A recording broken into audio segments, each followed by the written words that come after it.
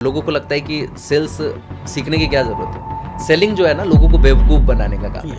आप इस बारे में क्या सोचते हैं? आप बिल्कुल सही कह रहे हैं, इसीलिए मैं इस फील्ड में कूदा, इस इंडस्ट्री में कूदा, क्योंकि सबसे बड़ी मिथ ये है, बचपन से मैंने देखा कि जब कोई घर में डोरबेल बजाता था तो मम्मी बोलती थी, देखना बेटा कोई बेचने वाला होगा तो दरवाजा मत खोलना।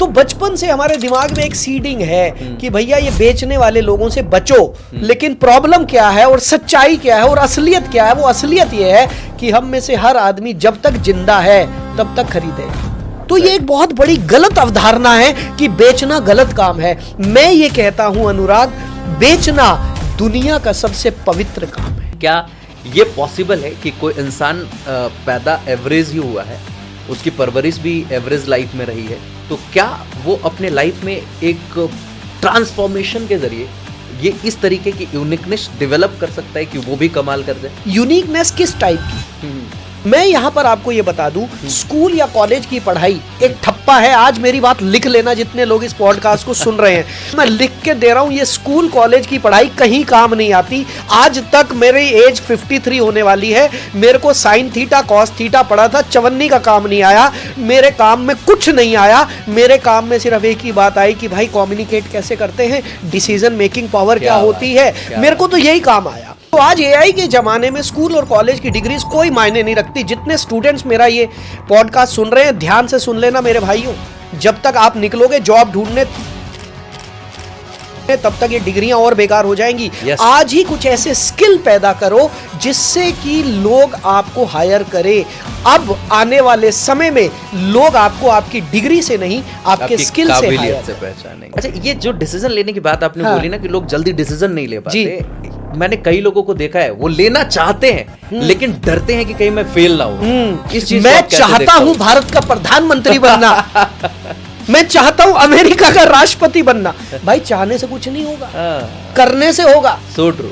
क्योंकि जब आप डिसीजन लेते हैं, जब आप कोई नया काम करते हैं, आपको मुश्किलें आएंगी, अड़चने आएंगी, दिक्कतें आएंगी, गालियां सुननी पड़ेंगी, खाली जेब ट्रैवल करना पड़ेगा, सैलरी होगी नहीं, देने के लिए सैलरी देनी पड़ेगी। लेकिन जो इन हालातों से निकलने की हिम्मत रखता है, वो फिर उसके लिए दुनिया तालियां बजाती है। आपने नेटवर्क मार्केटिंग भी करी है और सेल्स एंड मार्केटिंग में बहुत लंबा वक्त आपने दिया। तो पहले के दौर में जो सेल्स थे, नॉर्मली प्रोस्पेक्टिंग कैसे होती थी, आप रोड पे खड़े हो, मॉल में खड़े हो, चीज़ें थी। अब अचानक से चीज़ें ट्रांसफॉर्म हुई, डिजिटल दौर आया, ऑनलाइन जूम आई, चीज़ें हुई, सब कुछ बदल गया। इस ट्रांजिशन को आप कैसे देखते हो? देखिए, मैं इस ट्रांजिशन को बहुत नॉर्मल देखता हूँ। ट्रांजिशन कहाँ नहीं हुआ, सबसे पहला तो सवाल ये है। राइट। कोई एक ऐसी चीज बताओ जहाँ ट्रांजिशन ना हुआ हो। हर जगह ही तो हो गया, एवरीथिंग। तो जब हर जगह ट्रांजिशन हो गया तो बिजनेस में भी होना कंपलसरी है। लेकिन प्रॉब्लम वो नहीं है कि ट्रांजिशन हो रहा है, चेंजेस आ रहे हैं, मार्केट इवॉल्व हो रही है, प्रॉब्लम वो नहीं है। प्रॉब्लम वो लोग हैं जो दकियानूसी हैं, जो आज 2025 में बैठकर भी सन 2000 वाली ट्रेनिंग चला रहे हैं। अपग्रेडेशन हर जगह जरूरी है। हाँ, ये अपग्रेडेशन जो डिजिटलाइजेशन की बात हुई, ये थोड़ा सा लेट आना था इंडिया में, लेकिन कोविड की वजह से डिजिटलाइजेशन पहले आ गया। राइट।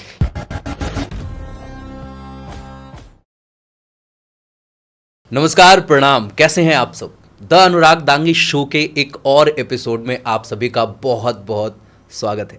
जी हाँ, आज के इस एपिसोड में हमारे साथ जो मेहमान बन रहे हैं, उनके बारे में बस आप जब सुनेंगे ना तो आपको बहुत ही मज़ा आने वाला है, क्योंकि उनकी जो एनर्जी आप तक पहुंचने वाली है, उनकी जो ऊर्जा, जिस एनर्जी के साथ वो अपने लाइफ में काम करते हैं, वो भले सेल्स की इंडस्ट्री हो, नेटवर्क मार्केटिंग की इंडस्ट्री हो, रियल एस्टेट की इंडस्ट्री हो, या उनके और भी बिजनेसेस हैं, जहां पे अपनी एनर्जी के दम पे उन्होंने जो बिल्ड किया है, उन चीज़ों के बारे में जब आप जानेंगे और वहां से जब आप लर्निंग लेके जाएंगे और अपनी लाइफ को नेक्स्ट लेवल पे ले जाने की तैयारी शुरू करेंगे ना, आप यकीन मानिए आप थैंक्स बोल रहे होंगे। तो चलिए आपसे मिलवाना चाहेंगे एक ऐसी शख्सियत को जिनके खून में सेल्स बसता है, जो सेल्स के एक जबरदस्त ट्रेनर है।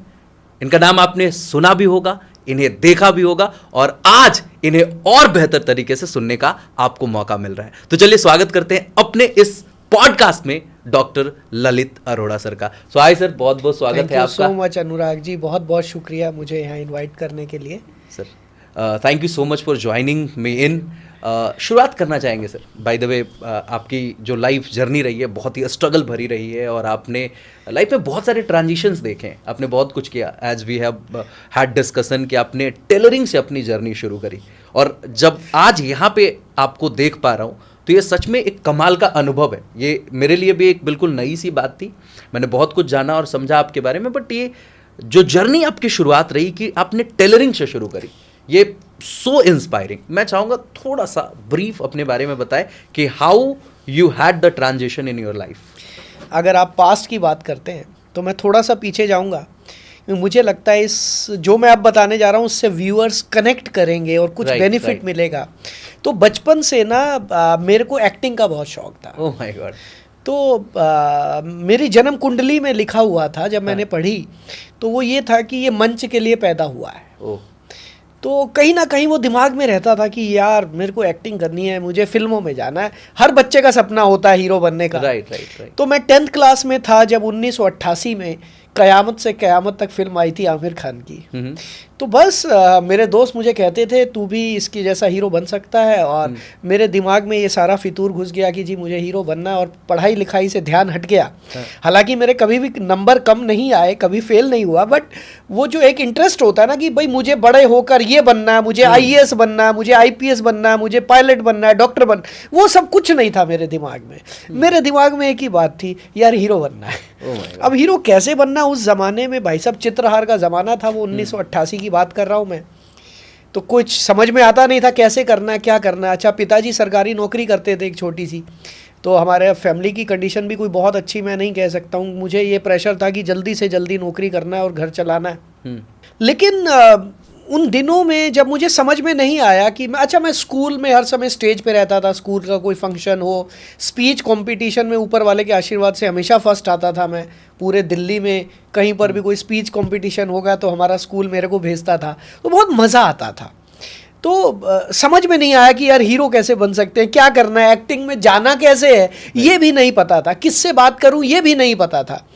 राइट। सोशल मीडिया का तो नामो निशान ही नहीं था उन दिनों में। सिर्फ टीवी पर चित्रहार आता था और एक मूवी आती थी, हफ्ते में 2-3 घंटे टीवी पे प्रोग्राम चलते थे। लेकिन एक चीज़ समझ में आ रही थी कि यार कुछ अलग करना है। अब जब ये समझ में नहीं आया कि हीरो कैसे बनना है, तो मेरे दिमाग में एक धुन सवार हुई कि चलो हीरो का समझ में नहीं आ रहा तो मैं बिजनेसमैन बनूंगा। अब ये कीड़ा कहाँ से आया बिजनेसमैन का? अब ये ऐसे आया कि मेरे परिवार में सभी लोग सरकारी नौकरी किया करते थे। मेरी बुआ, मेरे चाचा, मेरे पापा, जिनको भी मैं देखता था ज़्यादातर लोग सरकारी जॉब करते थे। और मैंने उनको वो 1-1, 2-2 रुपए बचाते हुए, वो सब्जी वाले से बहस करते हुए, वो रिक्शा वाला से पैसे कम कराते हुए मैंने देखा है उनको। तो मुझे बड़ा अजीब लगता था, क्या यार, मतलब सब्जी वाले से भी पैसे कम करा रहे हो यार, वो मेरे को ऐसी लाइफ नहीं जीनी है भाई। तो मेरे दिमाग में नफरत पैदा हो गई नौकरी के लिए। ये एज क्या थी आपकी जब ये सब कुछ हो रहा था? 88-89, तब मैं कितने का 10th 11th में था मैं। 11th क्लास में अनुराग, मैंने मंदिर में जाके कसम खाई कि मैं जिंदगी में कभी नौकरी नहीं करूंगा। My God. 11th क्लास में, जब हर बच्चे का सपना होता है कि मुझे जॉब करनी है, मुझे IAS बनना, मुझे ये बनना है, मैं कसम खा के आ गया कि मेरे को जिंदगी में नौकरी नहीं करनी। और उस दिन बहुत कुटाई हुई मेरी घर में। मेरे पापा बड़े गुस्से वाले थे। अभी अगर आप ऐसा कोई बच्चा बोल रहा है तो वो समझ आ जा आज तो समझ में आता है। यस, लेकिन उस दौर में जिस समय नौकरी मतलब बहुत बड़ी चीज, सब कुछ नौकरी ही होता था। So true. उस समय पर हम सबको बचपन से एक ही चीज पढ़ाई जाती थी, भैया पढ़ो लिखो बाबू बनो। Yes. बाबू कौन होता था? जो क्लर्क होता था। तो भाई हमारे घर वाले यही चाहते थे, तू अफसर बन जा। लेकिन कभी माइंड में आया ही नहीं, और इसलिए मैं सबसे अलग था। मतलब मेरे रिलेटिव्स ने, मेरे दोस्तों ने ये बोलना शुरू कर दिया था ये सनकी है, क्योंकि ये दुनिया से अलग बातें करता है। सब लोग कह रहे हैं मैं डॉक्टर बनूंगा, कोई चार्टेड अकाउंटेंट बनेगा, कोई इंजीनियर बनेगा, तू क्या बनेगा? मुझे तो पता ही नहीं है क्या बनूंगा। तो जब मुझे ये समझ में आया कि यार अब हीरो बनने का कुछ समझ में नहीं आ रहा, तो मैं बिजनेसमैन बनूंगा। अब बिजनेसमैन जो बनूंगा, कैसे बनूंगा, किस फील्ड में जाऊंगा? तो मेरे एक अंकल हैं जो बिजनेसमैन थे।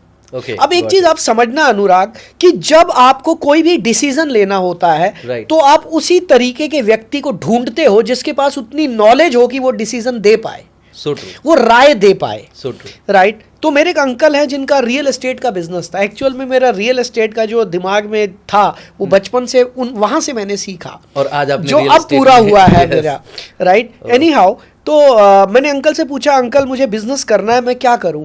तो अंकल ने बोला, बेटा देख, रेडीमेड का जमाना आने वाला है। उस समय तक रेडीमेड नहीं चलता था, कोई भी रेडीमेड पहनता ही नहीं था। So true. हम सब लोग कपड़ा खरीदते थे, टेलर से सिलवाते थे। राइट। बोले रेडीमेड का जमाना आने वाला है और तू ना अगर रेडीमेड का काम सीख लेना तो तू बहुत बड़ा बिजनेस कर लेगा। मैं कहा अंकल पक्का? सोच लो। बोले हाँ। मैंने उसके बाद किसी से बात ही नहीं की। मैंने सीधा 12वीं क्लास पास की, ठीक ठाक नंबर आ गए थे, कॉमर्स ले लिया था, कोरेस्पोंडेंस से बीकॉम किया था, लेकिन साथ ही साथ मैंने टेलरिंग का डिप्लोमा किया आईटीआई से। Okay, ITI. आईटीआई में मेरे को वो दिन भी याद है अनुराग, मैं जब आईटीआई में पहले दिन गया तो मेरी क्लास में 90% लड़कियां। तो टेलरिंग में कौन से लड़के आते हैं यार? लड़के का। कौन? और उस वक्त तो और उस ये वक्त- स्टीरियोटाइप चीजें थी, मतलब हाँ। वहाँ कहाँ मतलब सब मेरा मजाक उड़ा रहे हैं। मैं देख रहा हूँ गिनती के 4-5 लड़के, वो भी दोपहर तक लंच ब्रेक तक निकल लिए, वो सारी लड़कियां मजाक उड़ा रही हैं, मैं कोने में बैठा हूँ।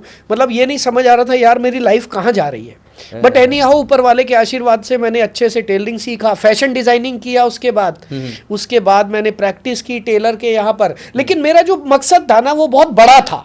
मीन्स अनुराग, मैं यहाँ पर आपको एक बात बताना चाहता हूँ, जितने लोग ये जानते हैं कि मैंने अपना करियर टेलरिंग से शुरू किया, तो वो टेलरिंग से शुरू किया नो डाउट, लेकिन उस समय पर भी मेरा टारगेट था कि मुझे अपनी रेडीमेड कंपनी बनानी है।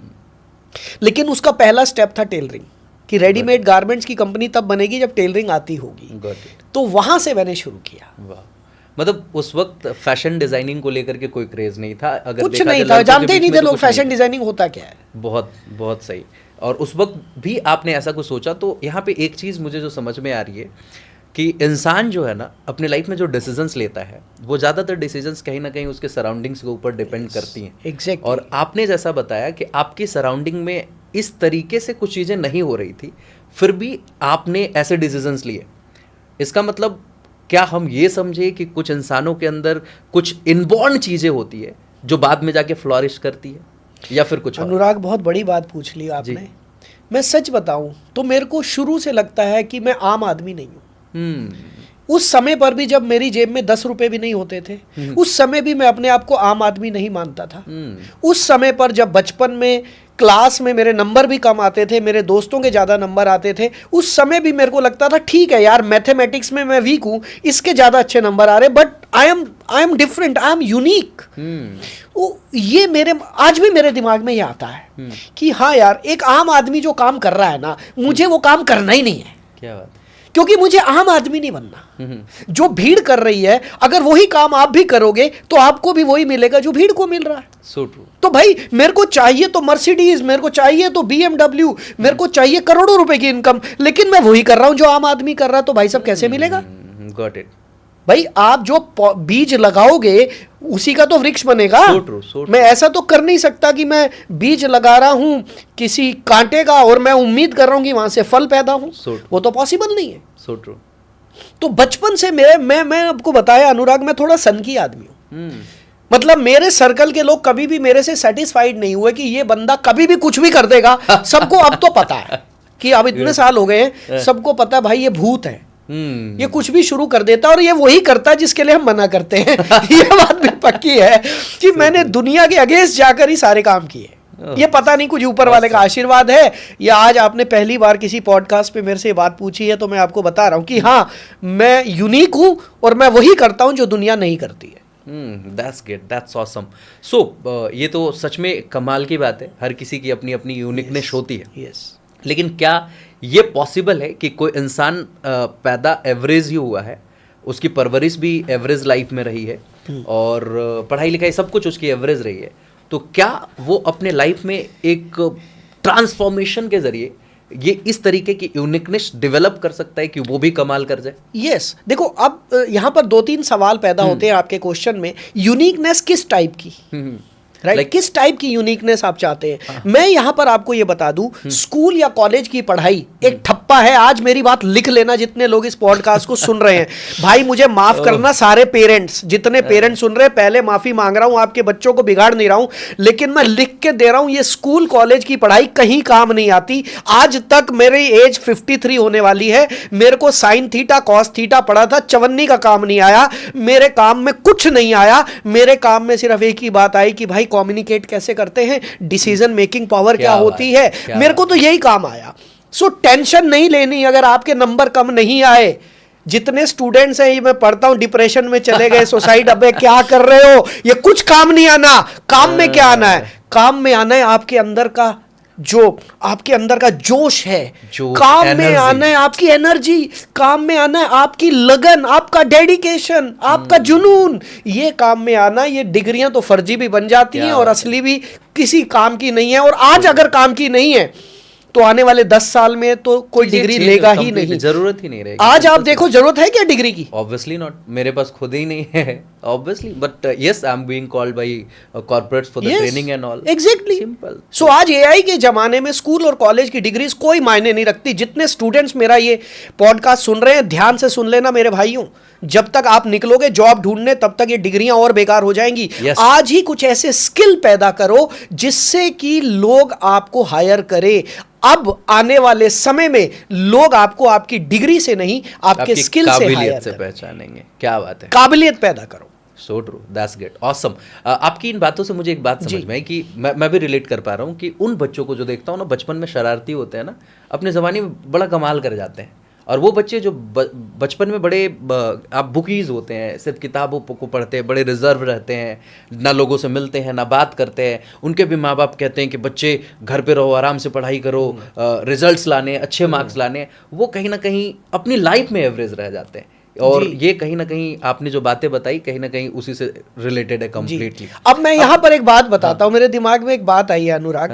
आपने बोला जो बच्चे शरारती होते हैं, कुल मिलाकर मैं उसको साधारण देसी भाषा में बोलता हूँ, जो बच्चे शरारती होते हैं वो कुछ बड़ा कर जाते हैं। यही that's what I have scene actually. और जो बेचारे सिर्फ वो किताबी कीड़े बोलता हूँ मैं उनको, किताबी कीड़े हैं, वो एक नॉर्मल एवरेज रह जाते हैं। फर्क कहाँ पर है? फर्क सिर्फ एक है, मैंने अभी तक बहुत सारे बिजनेस किए हैं, मेरे बहुत सारे बिजनेस फ्लॉप हुए और आज बहुत सारे बिजनेस ऊपर वाले के आशीर्वाद से चल रहे हैं। मैंने जो देखा, एक असफल व्यक्ति और एक सफल व्यक्ति, एक एवरेज पर्सन और एक सक्सेसफुल पर्सन में सबसे बड़ा फर्क सिर्फ एक चीज का है, और वो है डिसीजन मेकिंग पावर।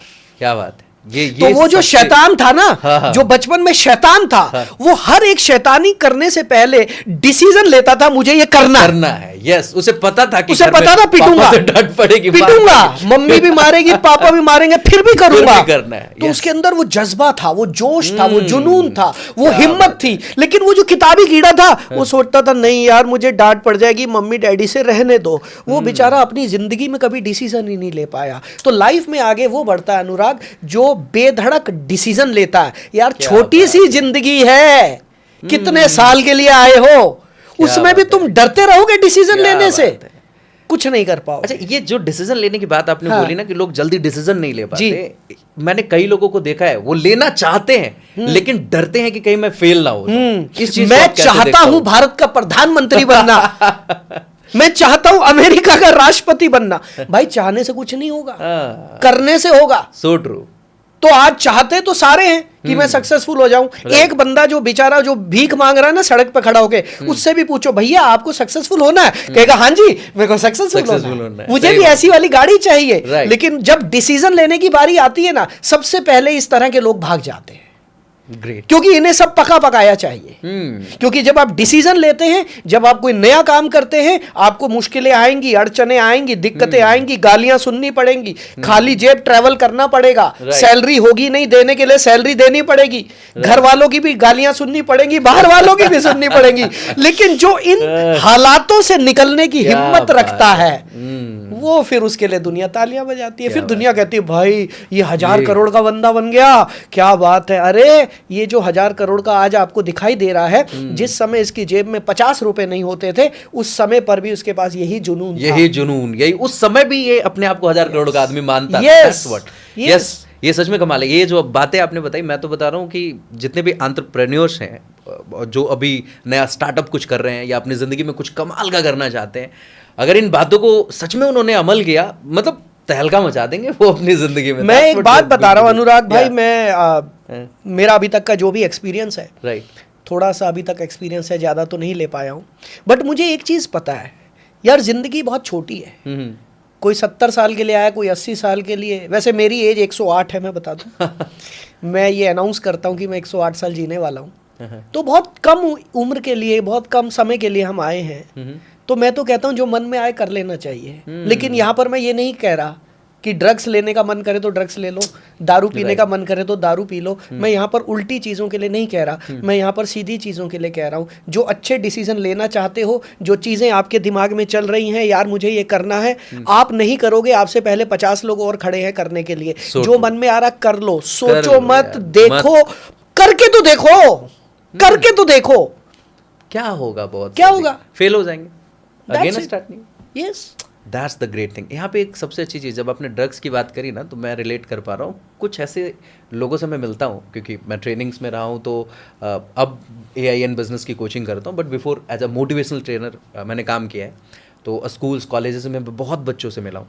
तो उसमें से कई सारे ऐसे बच्चे होते हैं जो मतलब शराब पीते थे या मतलब अपनी लाइफ में बहुत उदंड रहे हैं, और उसके बाद जब वो अपने पास आए और मिले, और उसके बाद उन्होंने लाइफ में जब ट्रांसफॉर्मेशन लाया, तो वो मतलब अपने ज़िंदगी में बहुत ही कमाल का काम कर गए। आपके साथ भी ऐसे लोगों से कहीं ना कहीं सामना हुआ होगा, आप भी मिले होंगे। तो आप उन लोगों को क्या ख्याल रखते हो, उन लोगों को लेके क्या लगता है कि ये लोग सच में एक ज़बरदस्त पोटेंशियल रखते हैं अपनी लाइफ में चेंज करने का? अब आपने एक जो शब्द यूज किया ना अनुराग, उद्दंड। हाँ, मैंने देखा है। अब ये उद्दंड क्या है, मैंने अगर इसको हम थोड़ा सा इसका संधि विच्छेद करें, तो वो व्यक्ति जो उछल कूद करता है, राइट, जो हलचल करता है। राइट। अब उछल कूद और हलचल कौन करेगा? जिसके पास एनर्जी होगी। यस। अब जिसके पास एनर्जी नहीं है, बेचारा एक ही जगह पे बैठा हुआ है और वही बस, उसके पास बेचारे पास एनर्जी नहीं है। अरे भाई, डिसीजन लेने के लिए भी एनर्जी चाहिए। अरे भाई, कोई नया काम करने के लिए भी एनर्जी चाहिए। सो यही तो मैंने आपको बोला, जो बच्चे बचपन में शैतान होते हैं वही कुछ इतिहास रटते हैं। क्यों? क्योंकि उस बच्चे के पास एनर्जी का फ्लो है, और बात जैसे ही वो राइट डायरेक्शन मिल गई, सही डायरेक्शन मिल जाती है, वो टॉप पे चला जाता है। क्या बात है, ऑसम। तो अगर आप भी लाइफ में कभी भी इस तरीके की चीज़ों में रहे हो, और अभी भी अगर हो, तो इसको बुरे तरीके से नहीं लेना। कई लोगों को देखते हैं कि हल्का डाउन फील करने लगते हैं, यार ज़िंदगी तो पूरी बर्बाद कर दी हमने, कॉलेज में कॉलेज में वो क्या सप्ली लग गया, एग्जाम सही से नहीं दिए, रात अब मैं बताऊं, इस एज में आके ना ये कॉलेज की सप्ली और ये फेल होना, मतलब मजाक ऐसा लगता है। अबे यार, किस चीज के लिए रो रहे हो जिसकी कोई वैल्यू नहीं है? So true. काहे को रो रहे हो? पास हो गए तो हो गए, फेल हो गए तो हो गए, दोबारा पढ़ाई शुरू करो ना यार। कोई फर्क नहीं पड़ता है। आप कॉलेज में अगर टॉपर भी बन जाते हैं ना, तो शायद आप उससे कमी कमा रहे होते हो, जो आज अपनी लाइफ में कुछ अपने स्किल के दम पे कुछ बड़ा करने की कोशिश कर रहा है। That's awesome. बिल्कुल।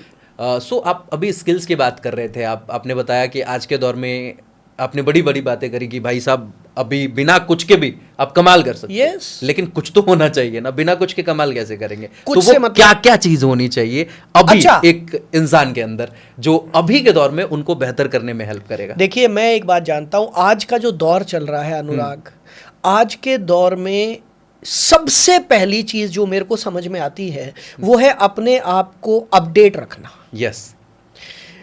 मैंने एक जमाने में पढ़ाई की थी और मैंने उसमें ये सीखा, ओ भाई वो जमाना चला गया, वो बाबा आदम का जमाना था। राइट।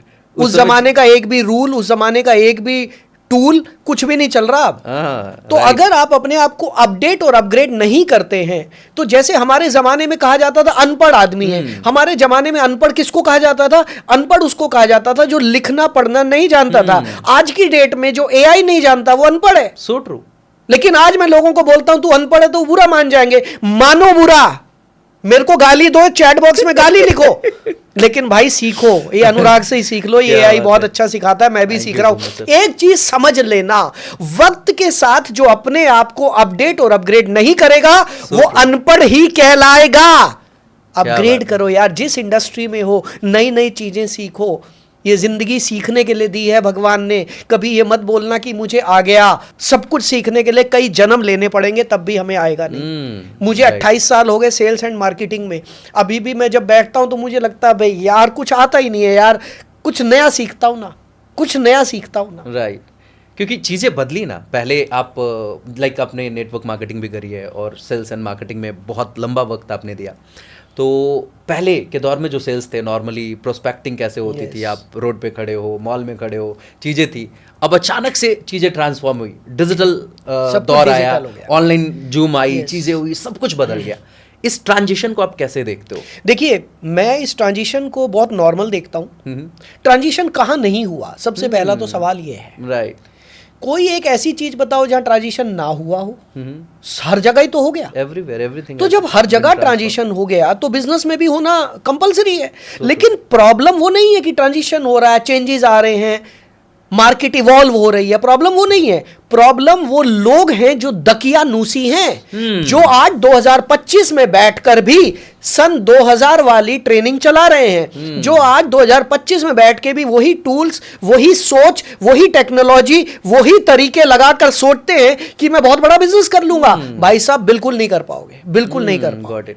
आज के जमाने में जब यहां पर फ्लाइट 2 घंटे में कोलकाता पहुंचा देती है, राइट, लेकिन आप सोचो कि नहीं भैया हम तो अपने जमाने के बैलगाड़ी से ही चलेंगे, तो आप जैसे हंस रहे हो वैसी दुनिया हंसेगी। So true, simple simple.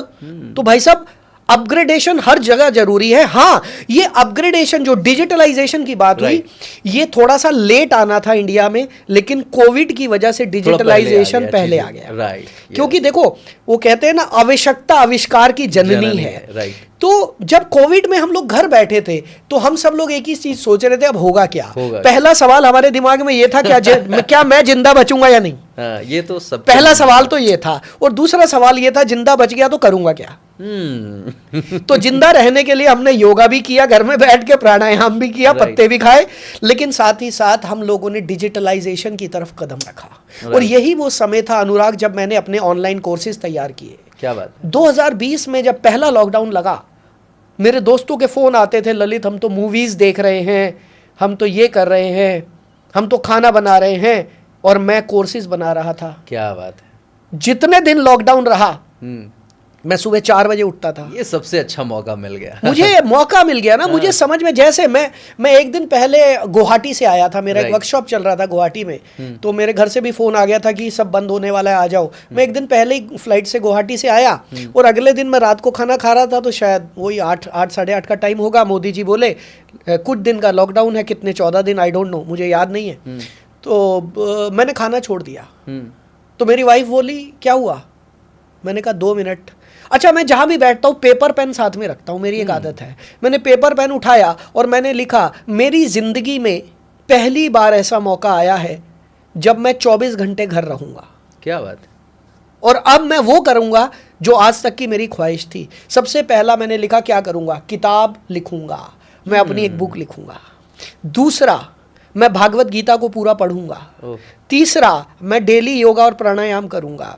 चौथा, जब तक लॉकडाउन है मैं एक भी मूवी नहीं देखूंगा। क्या बात है। awesome. और यही वजह थी कि उस टाइम पर ऐसा हुआ अनुराग कि ऊपर वाले का ऐसा आशीर्वाद, ऐसी कृपा हुई कि आज तक मेरे वो प्रोग्राम्स, मेरे वो कोर्सेज चल रहे हैं, जहाँ पर मेरे पास फेस पे लाइट भी नहीं थी लगाने के लिए, जहाँ पे एक टूटा फूटा लैपटॉप था मेरे पास, उसी से मैंने सारी शूटिंग कर दी थी, और मेरे प्रोग्राम्स आज तक लोग पसंद करते हैं। क्या बात है। मतलब पैसिव इनकम के लिए एक नए सोर्स आपने क्रिएट कर दिए, किताब भी लिखी, मैंने नहीं कर दिया, वो उसने करवाया। हाँ, ऑब्वियस सी बात है। तो ये एक बात, अभी थोड़ी देर पहले मैंने आपसे एक सवाल पूछा था कि कोई भी एक इंसान उस तरीके की यूनिकनेस अपने अंदर ला सकता है क्या। मुझे लगता है कि यही उसका जवाब देखो, है। यूनिकनेस, लॉकडाउन में कई लोग ऐसे होंगे जो मूवीज देखने में रह गए, टाइम पास करने में रह गए, बट वहीं पे आपने देखा कि सर ने क्या किया, क्या कमाल किया। मैंने भी सर उसी दौर में अपने कोर्सेज बनाए, उसी दौर में ऑनलाइन ट्रेनिंग करना शुरू करी। यहाँ पर एक बात बोलूंगा अनुराग, यहाँ पर एक बात बोलूंगा, जो दुनिया कर रही है वो आप मत करो, आप वैसे यूनिक बन जाओगे। क्या बात है, दैट्स ऑसम। जो मतलब दुनिया रेस में लगी हुई है कि भाई कौन सी मूवी नहीं आ रही है, क्या देख हमें लो। कोई मतलब नहीं है That's भाई, awesome. हम लोगों की मूवीज देखेंगे या हम अपनी मूवी अपनी बनाने के लिए काम करेंगे। That's बहुत awesome. देख ली यार, हमने भी True, दुनिया भर की मूवीज देखी है, ऐसा नहीं है मैंने नहीं देखा, लेकिन अब समय आ गया ना कि हमारे ऊपर भी मूवी बने, तो कुछ ऐसा करें ना कि हम लोगों के लिए रोल मॉडल बने। Right, that's awesome. और सबसे बड़ी बात, आप जो काम कर रहे हो ये कमाल का है। लाइफ में मैंने एक चीज़ सीखा है कि ज़िंदगी में कभी कोई करियर चुनना हो ना, तो अपने से पूछो कि जो आप कर रहे हो क्या इसमें सच में इंटरेस्टेड हो, और अगर आप इंटरेस्टेड हो तो पूछो क्या इससे पैसा आएगा। अगर पैसा आएगा तो फिर पूछो कि क्या ये आपकी लाइफ में ग्रोथ लाएगा, मतलब आपको अपडेट कर पाएगा, क्या आपकी लाइफ में अपग्रेडेशन ला पाएगा स्किल के लेवल पे, नॉलेज के लेवल पे, एवरीथिंग के लेवल पे। एंड द फाइनल थिंग कि क्या ये लोगों की लाइफ में इम्पैक्ट कर पाएगा। अगर इन चारों सवालों का जवाब हाँ है तो उससे बेहतर करियर कुछ हो ही नहीं क्या सकता। बात है, क्या और जब बात मैंने आपको देखा और आपके कमेंट सेक्शंस को देखता हूँ, और जब लोग आके कहते हैं आपको कि सर आपकी वीडियो देख करके तो मेरी लाइफ बदल गई, मेरी ज़िंदगी शानदार हो गई, मैं सेल्स में बहुत अच्छा हो गया, मैं मार्केटिंग में बहुत अच्छा हो गया, तो मतलब लगता है कि आपने जो वो लॉकडाउन के दरमियान जो स्ट्रगल किए, टूटे हुए लैपटॉप से वीडियो बनाना या फिर बिना लाइट के आप रिकॉर्डिंग्स करना, वो वर्थ इट है। मतलब आप जो कुछ करते हो ना, कई बार आप सिर्फ खुद के लिए नहीं कर रहे हो, तो दुनिया को एक डायरेक्शन देने के लिए कर रहे हो। एक बात बोलूं मैं अनुराग, हाँ। मुझे यहाँ एक बात याद आ गई भाई, काम तो शुरू किया था पैसा कमाने के लिए, टू बी वेरी ऑनेस्ट, मैं कोई संत महात्मा आदमी नहीं हूँ भाई, मुझे भी परिवार चलाना है, मुझे भी पैसा कमाना है, लेकिन जब वो पैसा कमाने के साथ साथ दुआएं मिलती है ना, तो वो भाई साहब ऐसा एनर्जी डाल देती है, अब करना है, अब करना है। क्या बात है। अच्छा, लॉकडाउन में ना मैं घर में बैठ के कुछ यूट्यूब के वीडियोस बनाता था, हाँ। तो बना रहा था, चल रहा था, और मैं उस समय पर ना अपने वीडियो के नीचे अपने नंबर लिख देता था, फोन नंबर, खाली बैठा हूं, लोगों के कॉल ही अटेंड कर लूंगा, कुछ सीखने को मिलेगा। बाय चांस मैंने ओशो की एक बुक पढ़ी उसी दिनों में, और मैंने ओशो की एक बुक के ऊपर, एक कहानी के ऊपर एक मैंने वीडियो बनाया। वो वीडियो मेरे यूट्यूब पर अभी भी है। उस वीडियो में कोई कुछ ही 1000 व्यूज आए, लेकिन वो लोगों ने वीडियो डाउनलोड करके जो इंडिया में फैलाया, मैं आपको बता नहीं सकता, दिन में 50 से 100 कॉल आते थे। क्या बात है। और अनुराग, उस दिन मेरी आंखें खुली जिस दिन एक कॉल आया और एक आदमी रो रहा था। तो उस समय पर रोते हुए कॉल अटेंड करना एक आम बात हो गई थी, कोविड का टाइम चल रहा था, लोग डिप्रेशन में थे। तो मैंने बोला भाई साहब क्या हुआ? बोला सर आज आपकी वजह से मेरी जान बच गई। मैंने कहा मेरी वजह से? भाई मैं कोई डॉक्टर नहीं हूँ, मैं तो कुछ भी बोलता रहता हूँ। बोला सर मैं सुसाइड करने रेल की पटरी पे बैठ गया था। ध्यान से सुनना, मैं सुसाइड करने रेल की पटरी पर बैठ गया था। रेल के आने में टाइम था, समझ नहीं आया क्या करूं, रोता जा रहा हूं, डर लग रहा है, हाथ पैर कांप रहे हैं। मेरे सबसे अच्छे दोस्त ने आपका एक वीडियो भेज दिया। अब जब मेरे सबसे अच्छे दोस्त ने वीडियो भेजा तो मुझे लगा आखिरी बार उसने क्या भेजा देख लेता हूं। वो आपका वीडियो था सर, और आपका वीडियो देखने के बाद मैं पटरी से उठ के घर आ गया। गूज़बम्स आ रहे हैं पूरे शरीर में। वो दिन था सो रिलेटेबल। वो दिन था जब मुझे समझ में आया कि परमात्मा ने मुझे क्यों भेजा है। पैसा तो हमें कमाना है यार, सबको कमाना है, आप भी कमा रहे हो, मैं भी कमाऊंगा, लेकिन बात पैसे की नहीं है। बात यह है इस पैसे के साथ साथ आप दुनिया को क्या देना चाहते हो। मेरे को किसी ने सवाल किया, मेरी कम्युनिटी में इस समय 10,000 लोग हैं अनुराग, जिनको मैं रेगुलर ट्रेनिंग देता हूं सेल्स एंड मार्केटिंग की। तो एक बंदे ने सवाल किया, सर हमें आज तक समझ में नहीं आता कि ऊपर वाले ने हमें भेजा क्यों। मैंने कहा आज का सेशन सेल्स पे होगा ही नहीं, आज का सेशन इसी टॉपिक पे होगा कि ऊपर वाले ने हमें क्यों भेजा। ये समझना बहुत मुश्किल है, लेकिन जिस दिन आपको, और ये जवाब मिलता है किसी ना किसी रास्ते से, आपको मिलता है क्या। अच्छा आप लोगों को भी बता दूं, आपका भी ये सवाल होगा, अभी जवाब नहीं दूंगा फिर चैट बॉक्स में पूछोगे आप। तो अगर आपको भी ये लगता है ना कि ऊपर वाले ने आपको धरती पे क्यों भेजा, आपका रोल क्या है। हम सबका कोई ना कोई रोल है, भागवत गीता में क्लियरली लिखा है, हम सबका कोई ना कोई रोल है इस धरती पे, हमें उस रोल को निभाना है। हम सब लोग रंगमंच की कठपुतलियां हैं, हाँ, तो हमें वो रोल निभाना है। अब वो रोल है क्या यार, ये कैसे समझ आएगा। तो एक बार आंखें बंद करिए आप सभी लोग, एक एक्सरसाइज अभी कर लेना, आंखें बंद करिए और अपने अंदर झांकिए और सोचिए मेरे अंदर ऐसा कौन सा गुण है जो पैदाइशी मेरे अंदर है, जिसको मैंने कहीं से सीखा नहीं है, लेकिन वो काम मेरे सामने आते ही मेरे मेरे बॉडी में कुछ होने लगता है, मेरे खून में उबाल आने लगता है, मेरा मन करता है मुझे यही करना है, बस उसी के लिए आप पैदा हुए हैं। क्या बात है। सेम वे मेरे लिए पब्लिक स्पीकिंग है सर, मैंने कहीं से नहीं सीखा, बचपन से सब बोलते थे कि ललित तू जब बोलता तो हमें बहुत अच्छा लगता है, और फिर धीरे धीरे समझ में आया परमात्मा ने मेरे को ये रोल दिया है कि ललित तेरे को ये वाक शक्ति दी है, तू इस वाक शक्ति का इस्तेमाल कर और लोगों की ज़िंदगी बदल। ऑफ कोर्स मैंने उसको बिजनेस भी बना लिया, भाई पैसा भी कमाना है, घर भी चलाना है, सब कुछ करना है, लेकिन हाँ कहीं ना कहीं मुझे ये पता है। अब जैसे आप जानते हैं मैं रियल एस्टेट का भी बिजनेस कर रहा हूँ, अब मुझे पता है वो बहुत बड़ा प्रोजेक्ट है। अब मुझे बहुत सारे लोग बोलते हैं ललित तू तो बहुत बड़ा आदमी बनने वाला है, मैं बोलता हूँ मैं ऑलरेडी बन चुका हूँ और अब और बहुत बड़ा बनने वाला हूँ, राइट। लेकिन ये काम कभी नहीं छोड़ूंगा। क्यों? क्योंकि परमात्मा ने मेरे को यही रोल दिया है, राइट, कि मैं लोगों की जिंदगी बदलूं। क्या बात है। कई बार क्या होता है ना, मैंने देखा है ईश्वर आप जिस चीज के लिए बने होते हो ना, भले सब कुछ करो जिंदगी में, आपको उठा पटक के वहीं पे लाके खड़ा कर देगी, वहीं अपने आप कर देगा, आप खुद ही कर देगी। मैंने भी अपने लाइफ में कई बार कोशिश करा, ऑफलाइन कोचिंग इंस्टीट्यूट शुरू करा, इंग्लिश सिखाना शुरू करा, बार बार कुछ ना कुछ ऐसा होता था कि घुमा फिरा के इधर ट्रेनिंग में लाके रख दिया गया। ठीक है, इवन एआई की जो ट्रेनिंग मेरी शुरू हुई ये भी एक्सीडेंटल थी। मुझे छत्तीसगढ़ गवर्नमेंट की तरफ से एक प्रोजेक्ट मिल गया कि सारे स्कूल्स में ट्रेनिंग देनी है, सारे कॉलेजेस में ट्रेनिंग देनी है, वहाँ के सारे टीचर्स को ट्रेनिंग देनी है, एंड आई स्टार्टेड ट्रेनिंग, और उसके बाद फिर मैं उसी का हो गया। मतलब I came to this profession, but ईश्वर ने कुछ ऐसा षड्यंत्र रचा है कि बेटा तू इसी के लिए और तेरे को इधर ही रहना। यस एग्जैक्टली, वो रास्ते बनाता है, वो ऑटोमेटिकली आपको सही समय पर सही लोगों से मिलवा देगा, सही जगह पे ला देगा। अगर आपके लाइफ में अभी कुछ वैसा नहीं हो पा रहा है बेहतरीन, तो आप यकीन मानिए आप उस वक्त तक पहुंचे नहीं अभी जहां पे वो चीज़ आपके लाइफ में आनी चाहिए। सो काम करते रहिए, मेहनत करते रहिए, रुकना नहीं है। हम लोग जैसे रुके नहीं कभी, लगातार काम करते रहे। और ये एक सच में अच्छी चीज़ थी कि जब लोगों के लाइफ में आप इम्पैक्ट क्रिएट करते हो ना, मज़ेदार होता है। रात में 3 बजे मैं दिल्ली में किसी होटल में ऐसे ही सो रहा था, उस वक्त हमारा घर नहीं था, अब तो हो गया। तो 3 बजे एक लड़की कॉल करती, हेलो सर। अब लड़की का कॉल 3 बजे रात में, कौन होगी भाई? सर 5 मिनट बात कर लो। मैंने बोला क्या हुआ? सर बात कर लो नहीं तो सुसाइड कर लेंगे। आई वाज थिंकिंग यार क्या हो रहा है, मेरे हाथ में चाकू है, आप बात करो। And after that I started talking to her. 1.5-2 घंटे के काउंसलिंग के बाद सी केम डाउन, और उसके बाद फिर वो अभी अच्छा कर रही है। She is running an YouTube channel जिस पे अच्छे खासे उसके सब्सक्राइबर है। और उस समय किसी कंपनी में उसने लगभग 5 से 5.5 लाख रुपए के आसपास गवा दिए थे, और उसके बाद वो बहुत परेशान थी। She was about to commit suicide.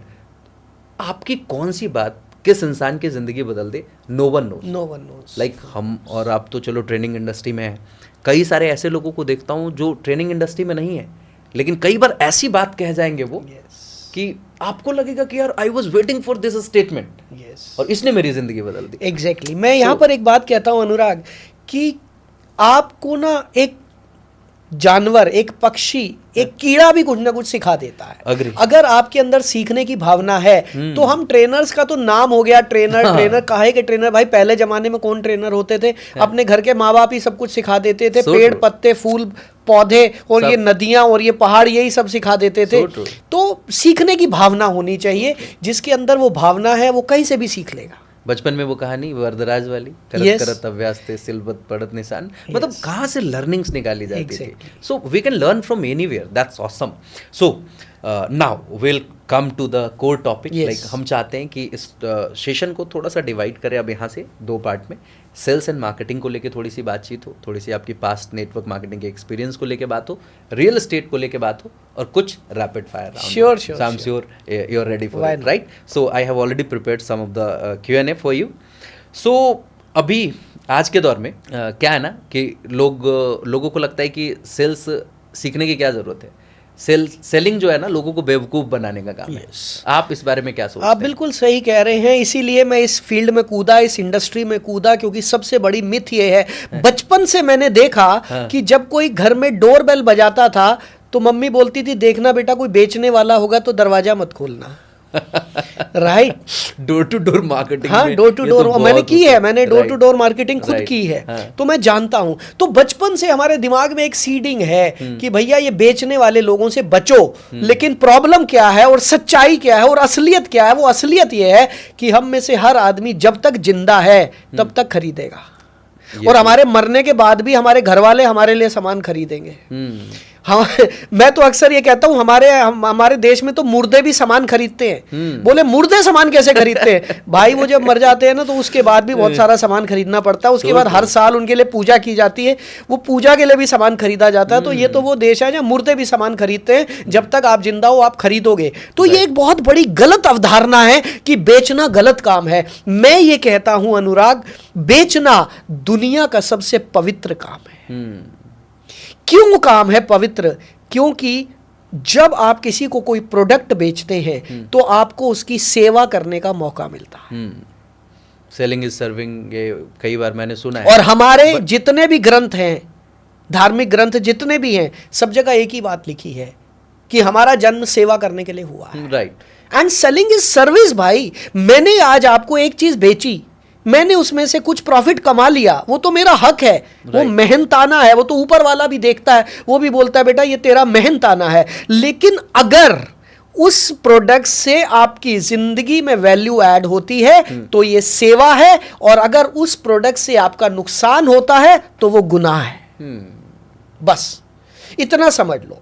तो मैं, मेरे जितने स्टूडेंट्स हैं पूरे इंडिया में, मैं सबको यही सिखाता हूं कि सेलिंग इज सर्विस। भाई जब आप किसी को कुछ बेचते हो तो आपको उसकी सेवा करने का मौका मिलता है, और आप उस भावना से, बस शर्त यह है सही आदमी को सही प्रोडक्ट देना। ऐसा ना हो कि उसको उस प्रोडक्ट की जरूरत नहीं है तब भी बेच दो, वो गलत है। ये गलत है, इसीलिए तो वो गलत है। इसीलिए सेल्स का प्रोफेशन कहीं ना कहीं कई बार बदनाम भी हो जाता है। देखो बदनाम हुए तो क्या हुआ, नाम तो होगा। मुझे कोई एक चीज बताओ इस दुनिया में जो बदनाम ना हो। राइट। लोग बोलते हैं कि गंजे को कंगा बेच दो। भाई साहब मैं ये कहता हूँ गंजे को कंगा ना बेचो भाई, कोई तेल वेल बेच दो जिससे उससे बाल आ जाए। सही बात है, जो उसकी जरूरत है आपके लिए भी थोड़ा इजी एफर्ट्स हो जाएंगे। भाई मुझे बेचना है, मेरे पास बहुत सारे प्रोडक्ट हैं, तो मैं सही आदमी को सही प्रोडक्ट बेचूंगा तो रिपीट ऑर्डर भी तो आएगा। So true. रिपीट ऑर्डर भी तो आएगा। मेरे लिए रिपीट ऑर्डर इंपॉर्टेंट है, एक बार वन टाइम सेलिंग मेरे लिए इंपॉर्टेंट नहीं है। रिकरिंग इनकम पे फोकस ही नहीं करते कई लोगों को मैंने देखा है। एग्जैक्टली। मैं वही सोचा था कि सेलिंग में कई लोग बेवकूफ बना लेते हैं कस्टमर को, लेकिन कितनी बार मैं वही कहता हूं, काठ की हांडी बार बार नहीं चढ़ती है ना। आप एक आदमी को एक बार बेवकूफ बना लोगे, लेकिन वो 10 जगह जाकर बोलेगा। नेगेटिविटी बहुत तेजी से फैलती है, पॉजिटिविटी बहुत धीरे धीरे फैलती है। अब वो एक आदमी 100 लोगों को बोलेगा कि इस बंदे ने मेरे को पागल बनाया, आपकी गुडविल, आपकी मार्केट खत्म हो जाएगी। राइट। लेकिन आपने उस आदमी को सही तरीके से समझाया, आपने ऐसा प्रोडक्ट दिया जो उसकी लाइफ में वैल्यू ऐड करता है, वो 10 ग्राहक और लेकर आएगा आपके। क्या बात है, वेरी नाइस। तो आप ऑनलाइन सेलिंग में भी हो, आपके कोर्सेज एंड प्रोग्राम्स? जी, मेरे ऑनलाइन प्रोग्राम्स चलते हैं, सेल्स के, मार्केटिंग के, नेटवर्क मार्केटिंग के। राइट। ये सब चलते हैं। यहाँ पे कई बार ऐसा होता है ना कि सब अच्छा बोलते हैं, लेकिन कुछ लोग ऐसे निकलते हैं जो बोलेंगे बुरा। अगर मान लो आपके पास कोई एक नेगेटिव फीडबैक आता है लाइफ में, कभी भी, वो हो सकता है आपके जीएमबी पे हो या आपके व्हाट्सएप पे हो, कहीं पे भी, तो आप उस चीज को कैसे डील करते हो? देखो भाई, मैंने अपनी जिंदगी में इतनी गालियां खाई हैं, मैं गालियां प्रूफ बन गया। गाली प्रूफ बन गए। राइट। अभी इसका मतलब क्या है? इसका मतलब समझो, मुझे दुनिया में एक व्यक्ति बता दो जिसके बारे में लोग गलत ना बोलते हो। नरेंद्र मोदी जी है ना, उन्होंने इंडिया को कहां से कहां तक पहुंचा दिया, लेकिन क्या उनके बारे में लोग गलत नहीं बोलते? बोलते हैं, बोलने वाले बोलते हैं। राइट। भगवान राम, हम जानते हैं उनका नाम लेने से ही हमारी जिंदगी तर सकती है, लेकिन कुछ ऐसे भी हैं जो उनके बारे में गलत बोलते हैं। तो भाई जब भगवान राम, भगवान कृष्ण, माता सीता को लोगों ने नहीं बख्शा, तो मेरे को कैसे बख्श देंगे यार? मैं कहाँ किस खेत की मूली हूं? तो मेरे को ये पता, देखो भाई, एक रूल है मेरी जिंदगी का जो मैं आप सबको बता देना चाहता हूं। आप भी वो रूल बना लो, सुखी रहोगे। अपना काम करते चलो, अपना काम बढ़िया से करो, दिल लगा के करो, पूरी मेहनत से करो, कभी किसी के साथ गलत मत करो, किसी का दिल ना दुखाओ। और इन रूल्स को फॉलो करते हुए भी अगर कोई आपको गाली देता है तो ऐसे आदमी की हमारे को कोई जरूरत नहीं है। हमारे पास इतना टाइम भी नहीं है कि ऐसे आदमी का कमेंट पढ़ें। थैंक यू वेरी मच, चल आगे चल, जिंदगी बड़ी छोटी है, मैं काम कर रहा हूं, सही दिशा में कर रहा हूं, सही तरीके से कर रहा हूं, दैट्स इट। सो कमेंट तो आते रहेंगे यार, ये नेगेटिव कमेंट। अच्छा, नेगेटिव कमेंट कौन करता है ये बताओ? नेगेटिव वो कमेंट वो करता है सही चीज पे नेगेटिव। देखो, गलत चीज पे नेगेटिव करना आपका अधिकार है, राइट। लेकिन सही जगह पर नेगेटिव लिखना ये कौन करेगा? जिसकी जिंदगी में नेगेटिविटी भरी हुई है, जिसको उसके परिवार से वो संस्कार मिले हैं। तो ऐसे लोगों पे मुझे दया आती है। मैं ऊपर वाले से प्रार्थना करता हूँ, हे भगवान इसको सद्बुद्धि दे ताकि जल्दी से जल्दी ये पॉजिटिविटी में आए, क्योंकि आज ये मेरे लिए नेगेटिव लिख रहा है लेकिन इसकी अपनी जिंदगी में कितनी नेगेटिविटी चल रही होगी ये मैं नहीं जानता। हे भगवान ऐसे लोगों को ऐसी सद्बुद्धि दो कि वो पॉजिटिविटी पर आए। क्या बात है, बहुत अच्छी बात कही आपने। और यहाँ पे मैं देखता हूँ कुछ लोगों के साथ, लाइक मेरे साथ भी इंसिडेंस हुआ है। एक बच्चा कुछ लिख दिया, तो मैं शुरुआती दौर में था तो मुझे लगा कि यार ये क्या ऐसा क्यों कर रहा है, तो थोड़ा सा माइंड से डिस्टर्ब हुए हल्का सा। तो मैंने उसको मैसेज किया, बोला भाई क्या समस्या हो गई, ऐसा क्यों लिख रहे हो? तो बोल रहा है कि सर हम ऐसा इसलिए लिखे थे ताकि आप हमको मैसेज कीजिएगा, आपसे बात हो सके। मतलब ऐसे भी कुछ लोग होते हैं जो जानबूझ करके अटेंशन ग्रैब करने के लिए भी उल्टा से। इंडिया एक ऐसा देश है जहाँ हर आदमी सुपर बिजी है और इंडिया एक ऐसा देश है जहाँ पर करोड़ों लोगों के पास सिर्फ एक ही काम है, दूसरों को तंग करना। राइट है ना? आप ये देखते होंगे कि यहाँ पर कोई क्रेन से वो जेसीबी से मिट्टी हट रही होगी ना, तो वो मिट्टी हट कैसे रही है वो देखने के लिए 20 लोग खड़े हो जाएंगे। उनसे पूछो भाई तेरा तू कोई बिल्डर है, तूने कोई कंस्ट्रक्शन करनी है, तूने क्या करना है? कुछ नहीं, बस ये कैसे चलता है हम ये देख रहे हैं। सो ऐसे देश में आप कैसे उम्मीद कर सकते हैं कि 100% लोग पॉजिटिव लिखें? जितने भी हमारे नए लोग हैं जो अभी नए पॉडकास्ट कर रहे हैं, यूट्यूबर्स हैं, भाई ये नेगेटिव लोगों पे टेंशन मत लेना। ये कुछ भी लिखते हैं, इनकी बातों को दिल पे मत लगाना। ये वो लोग हैं जो अपने परिवार वालों को भी नेगेटिव बोलते हैं, आपको कैसे बख्श देंगे? टेंशन मत लो, अपने वीडियो बनाओ, अपना काम करते जाओ। इन लोगों को तो बिन पेंदी का लोटा समझते हैं हम एक्चुअली। आज ये कुछ लिख रहे हैं, आप 2 साल बाद आपकी लाइफ में जब ट्रांसफॉर्मेशन आएगा, आप जब नेक्स्ट लेवल पे जाओगे तो यही फिर वापस आएंगे और आपको फिर कुछ बढ़िया बढ़िया बोल रहे होंगे। सबसे ज्यादा तालियां वही लोग बजाते हैं जो शुरुआत में आपको गालियां दिए होते हैं। ये बड़ी अच्छी बात है। अगर आपको खूब सारी तालियां चाहिए तो गालियां खाने के लिए तैयार रहो भाई। हम तो देखो लिखते ही हैं लोग। अब मैं तो पढ़ता नहीं हूँ, कमेंट्स टीम है वो पढ़ लेती है, अपने आप जवाब दे देते हैं। क्या करना मुझे तो अब पता नहीं, लेकिन जो मेरी टीम में जो कमेंट पढ़ने वाली लड़की है ना, जो कमेंट्स पढ़ के रिप्लाई करती है, उसको मैंने बहुत मोटिवेट किया हुआ, बेटा चिंता नहीं करनी है तूने, कोई कुछ भी लिखेगा तूने पढ़ना ही नहीं है, उठा के डिलीट कर देना बस। क्योंकि लोग तो कुछ भी लिखेंगे, anything they are just going to write. So sales की जब बात हो रही है जी, और आप नेटवर्क मार्केटिंग से भी जुड़े हैं, तो इसमें एक बात कही जाती है कि 90% लोग हवा बेचते हैं जी। तो इस बात को आप कैसे देखो? अभी ये सवाल को थोड़ा सा और मैं आपसे पूछूं, हवा से आपका क्या मतलब है? मतलब वो प्रोडक्ट्स की क्वालिटी में कहीं ना कहीं वो बात नहीं होती, चीजें नहीं होती जो सर्विस आप देखो मैं आपको एक बात बताता हूँ, 5 उंगलियां एक जैसी नहीं होती। राइट। कुछ कंपनीज के प्रोडक्ट इतने बढ़िया हैं कि आप उनके प्रोडक्ट यूज करोगे आपको मजा आ जाएगा। राइट। कुछ कंपनीज के प्राइजेस इतने बढ़िया हैं कि आप उनके प्रोडक्ट यूज करोगे और इतने इफेक्टिव प्राइस है, आप कहोगे दिल खुश हो गया। लेकिन कुछ कंपनीज ऐसी भी हैं जो हवा बेच रही हैं। सो हर तरह के लोग हैं ना यार। आप ये कैसे कह सकते हैं कि नेटवर्क मार्केटिंग में सभी कंपनीज ऐसी? नो, एक से एक कमाल की कंपनीज हैं अनुराग। हाँ, ये बात पक्की है कि हम सब लोग नेगेटिव की तरफ ज्यादा आकर्षित होते हैं और हम नेगेटिव को याद रखते हैं, पॉजिटिव को भूल जाते हैं। Got it. So, ऐसा नहीं है। इंडिया में एक से एक अच्छी कंपनीज हैं। अब जब इंडिया में गाइडलाइंस आ गई हैं तो अब अच्छी कंपनीज भी आ रही हैं, अच्छा काम भी हो रहा है, अच्छे लोग भी हैं, अच्छे प्रोडक्ट भी हैं। अब आपके ऊपर है कि आप अच्छों पर ध्यान देते हैं या बुरों पर। और मुझे तो लगता है कि नेटवर्क मार्केटिंग ने हर इंडस्ट्री को अच्छे लोग दिए। सर आज मैं अनुराग आपकी बात मैं चुरा रहा हूं, मुझे पता है आप अगली लाइन क्या बोलने वाले हो। आज आप किसी भी इंडस्ट्री में टॉपर्स देख लो, सब नेटवर्क मार्केटिंग के लोग। अग्री।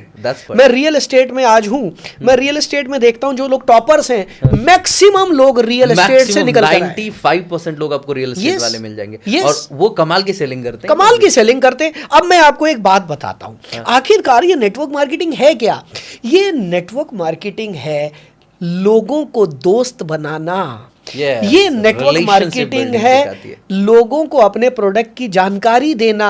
ये नेटवर्क मार्केटिंग है टीम बिल्डिंग करना, दोस्ती करना। अरे ये तो हर इंडस्ट्री में चाहिए, हर जगह चाहिए, यही क्वालिटी चाहिए। अब जिस आदमी में क्वालिटी आ जाती है वो कहता है अब मैं करके दिखाता हूं। यस। और वो किसी भी इंडस्ट्री में कामयाब हो जाता है, कहीं भी। मैं तो ये कहता हूं और मैंने कई बार ईमेल भी की है इंडियन गवर्नमेंट को कि इंडियन गवर्नमेंट अगर कुछ ऐसा कर दे कि जैसे कई देश हैं जहां पर कि आपको कॉलेज की डिग्री तब मिलेगी जब आप 1 साल आर्मी में बिता दोगे या 2 साल आर्मी की ट्रेनिंग लोगे, तब कॉलेज की डिग्री मिलेगी। तो मैं तो चाहता हूं काश मेरा ये पॉडकास्ट मोदी जी तक किसी तरीके से पहुंच जाए। हाँ, मैं तो ये प्रार्थना करता हूं कि मोदी जी कुछ ऐसा कर दो कि हमारे एजुकेशन सिस्टम में ये नेटवर्क मार्केटिंग का कोई एक पार्ट डाल दो, ताकि हमारे बच्चे जब निकलें, जो डिग्री लेके लाइनों में लगते हैं, जो पीएचडी करके चपड़ासी की लाइनों में लगते हैं, काश उनके अंदर इतना कॉन्फिडेंस आ जाए कि वो सड़क पे खड़ा होकर कुछ भी बेच ले। और ये सिखाता है नेटवर्क मार्केटिंग इंडस्ट्री। मैं जानता हूं, मैं हर पॉडकास्ट में ये बात बोलूंगा, कभी ना कभी तो ये बात पहुंचेगी दुनिया तक, क्योंकि नेटवर्क मार्केटिंग आपको रियल लीडर बनाता है, रियल लीडर बनाता है, और वही लीडरशिप आपकी पूरी जिंदगी काम करती है। नेटवर्क मार्केटिंग नहीं अगर किसी की जिंदगी में आया है तो उसकी लाइफ बड़ी सोफिस्टिकेटेड सी रहती है। वो थोड़ा सा लाइफ में ब्लंट डिसीजंस नहीं ले पाते। yes. वो मतलब रिस्क टेकिंग एबिलिटी उसकी थोड़ी सी कम देखने को मिलती है। मतलब I am not talking about the 100%, but लेकिन अगर आप इधर आ गए तो आपकी रिस्क टेकिंग एबिलिटी तो पहले बहुत हाई हो जाती है। सेकंड थिंग, आपके रिजेक्शन एबिलिटी, मतलब भाई कोई फर्क ही नहीं। मैंने अभी आपको एक बात बोली, मैं गाली प्रूफ हो चुका हूँ। ये गाली प्रूफ कहां से हुआ? उधर से, नेटवर्क मार्केटिंग से। कोई बोलता था ये कुछ बेचता है, ये कुछ, हाँ भाई बेचता हूँ, कोई चोरी तो नहीं कर रहा। सही बात है। आज मैं जेन्युइनली बता रहा हूँ, आज एक कोई आईएएस ऑफिसर हो या कोई बहुत बड़ा बिजनेसमैन हो, वो अपना इस तरीके से एक शो लॉन्च करे और उनको 20 गालियां पड़ जाए तो बेचारे डिप्रेशन में चले जाएंगे। बिल्कुल बिल्कुल। ये और हम वो लोग हैं, हमारे को गाली देने वाले डिप्रेशन में चले जाते हैं। उनको लगता है कि भाई ये कोई फर्क ही नहीं पड़ता, मिट्टी का बना हुआ है। That's what it happens. So great sir. Yes. So thank you so much. सब थोड़ा सा अब फास्ट लेके चलते हैं। जी। आपके हिसाब से आज इंडिया में सबसे बड़ा सेल्स का झूठ क्या सिखाया जाता है? इंडिया में सबसे बड़ा सेल्स का जो झूठ है वो यही है कि आपके पास ऐसी नॉलेज होनी चाहिए कि आप गंजे को भी कंगी बेच दें, जो कि बिल्कुल गलत है, बिल्कुल गलत है, बिल्कुल गलत है। मैं ऐसा कभी नहीं सिखाता हूं। मेरे कोर्सेज में एक ही चीज सिखाता हूं, आप वही चीज बेचो जो सामने वाले की जरूरत की हो। अपना पैसा कमाने के लिए किसी को मिसगाइड मत करो और फोकस करो रिपीटेड सेल्स पे, रिपीटेड सेल्स। अगर सही चीज दोगे वो बंदा 10 बार आपके पास आएगा, गलत चीज दोगे वो दोबारा कभी नहीं आएगा और 10 ग्राहक खराब करेगा, 10 ग्राहक खराब करेगा। Right. So now the next question, आज नेटवर्क मार्केटिंग में लोग ज्यादा सपने बेचते हैं या ज्यादा प्रोडक्ट? देखिए, नेटवर्क मार्केटिंग में लोग आज भी सपने ही बेचते हैं, लेकिन वो सपने पूरे कहां से होंगे? वो प्रोडक्ट के जरिए होंगे। राइट। ये रेल की 2 पटरियां हैं, दोनों साथ साथ चलेंगी तभी कामयाबी मिलेगी। आज मैं आपसे एक सवाल पूछता हूं यार, ठीक है? मैं बता दूं, मैं नेटवर्क मार्केटिंग में एक फार्मूला सिखाता हूं ऑब्जेक्शन हैंडलिंग का, that is called put a question with a question, never answer any question. वो करके दिखा रहा हूं अनुराग के साथ। सो अनुराग, आपने सवाल दोबारा पूछेंगे आप? सवाल मैंने पूछा कि आज नेटवर्क मार्केटिंग में लोग ज्यादा सपने बेचते हैं या फिर प्रोडक्ट्स? अच्छा अनुराग, मुझे एक बात बताओ, एक बच्चा जो आईएएस की तैयारी कर रहा है, वो सपना देख के कर रहा है या बिना सपने के कर रहा है? सपने के साथ ही। एक बच्चा जो 5वीं क्लास में है, वो आगे की पढ़ाई की तैयारी कर रहा है, 10वीं क्लास में है, एमबीबीएस की तैयारी कर रहा है, वो किस उम्मीद पर आगे चल रहा है? सपने देख रहा है कि नहीं देख रहा है? अगर सपने ना हो उसके पास तो ऑब्वियसली वो काम ये जितने इंस्टीट्यूट खुले हैं, आईआईटी की एंट्रेंस और आईएएस की एंट्रेंस, ये सब क्या दिखा के बेच रहे हैं? सपने, ड्रीम्स ही है भैया। करोड़ों के पैकेजेस दिखाने पड़ रहे हैं। अब तो आईआईटीज को भी दिखाने पड़ रहे हैं ना कि भाई हमारे पास। तो फिर ये बात कहां से आ गई कि सिर्फ नेटवर्क मार्केटिंग की सपने बेचता है? Everywhere, it is everywhere my dear friend. आज मुझे ये बताओ, आज मोदी जी हमारे भारत के प्रधानमंत्री हैं, ये बात भी तो पक्की है कि जब मोदी जी ने आरएसएस ज्वाइन किया होगा तो कभी ना कभी तो मोदी जी ने भी सपना देखा होगा कि मैं भारत को इस लेवल पर लेकर जाऊंगा। किसी ना किसी को मोदी जी ने भी बेचा होगा ये सपना कि आप भारत की जिंदगी बदल सकते हैं। क्या बात है।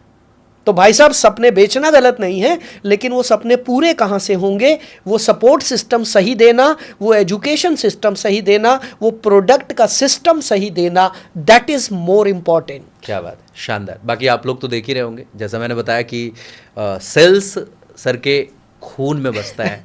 तो आपने देखा कैसे ऑब्जेक्शन को कितने कमाल के तरीके से हैंडल किया गया। मतलब सवाल ही जवाब है। एलन पीस की किताब की जो पढ़ा था मैंने, और तुरंत वहां रिलेट कर पाया मैं कि भाई your question can not be answered. आपने, मैं तो एक बात सिखाता हूं, मेरे पास जितने स्टूडेंट आते हैं मैं एक ही चीज सिखाता हूं कि भैया आप मेरे से कोई सवाल पूछो, और मैं आपको उसका जवाब भी दे दूंगा, तब भी आप सेटिस्फाई नहीं होंगे। लेकिन मेरे पास एक प्रोसेस है, वो प्रोसेस आपके ऊपर इंप्लीमेंट करूंगा, आप अपना जवाब खुद से बोलोगे अपने मुंह से। क्या बात, और जब आप अपने मुंह से जवाब बोलोगे तो बात खत्म ना, बात ही खत्म। अभी आपने वही तो किया, right, that's what happened. Great, awesome. So now I am moving on. अगर आपको आज के 3 सबसे फालतू सेल्स गुरुओं के नाम लेने हो। अरे भाई ये मत कराओ यार, ये एक्चुअली मैं एक्चुअली ना किसी भी शो पे क्या पर्सनली भी कभी किसी का नाम नहीं बोलता हूँ मैं, बट मैं ये बोलता हूँ, अब ध्यान से सुन लो। पहली चीज तो गुरु शब्द जो है ना, ये बहुत बड़ा है। राइट, कोई भी उठ के आ जाता बोलता मैं गुरु हूँ, मैं मोटिवेशनल गुरु, मैं सेल्स गुरु। भाई ये गुरु शब्द ना इस्तेमाल करो तो बढ़िया है। गुरु शब्द बहुत बड़ा है। अगर आप भागवत गीता में जाएंगे, आप भागवत गीता को पढ़ेंगे तो गुरु शब्द की जो महिमा लिखी गई है वो मैं बयान ही नहीं कर सकता हूं। हाँ, ये बोल दो मैं कोच हूं, मैं मेंटोर हूं, ये बोल दो, मैं भी यही बोलता हूं मैं सेल्स कोच हूं। मैंने आज तक अपनी जिंदगी में गुरु शब्द का इस्तेमाल नहीं किया, ना कभी करूंगा मरते दम तक। पहली चीज, क्योंकि गुरु शब्द भाई हम तिनका भी नहीं है। तिनका क्या होता है वो भी नहीं है। राइट, तो ये एक पब्लिसिटी स्टंट है जो लोग बोलते हैं हम सेल्स गुरु हैं। पहली चीज। दूसरी चीज, आपने मुझे बोला कि ऐसे 3 नाम, मैं ऐसे 3 नहीं, आपको 300 नाम अभी गिनवाऊंगा और वो नाम आप खुद ढूंढ के निकाल लेंगे। तो कैसा रहेगा? अब मैं आपको 3 नाम बताऊं या ऐसा फॉर्मूला दे दूं जिससे आप खुद ढूंढ लें? ये फॉर्मूला चाहिए होगा। कैरेक्टरिस्टिक्स बता दो। यस, वो कैरेक्टरिस्टिक्स बता देता हूं। जो आदमी आपको झूठे वादे करता है, जो आदमी झूठे प्रोमिस करता है कि ये करोगे तो ये 100% हो जाएगा, वो फेक सेल्स गुरु है। राइट?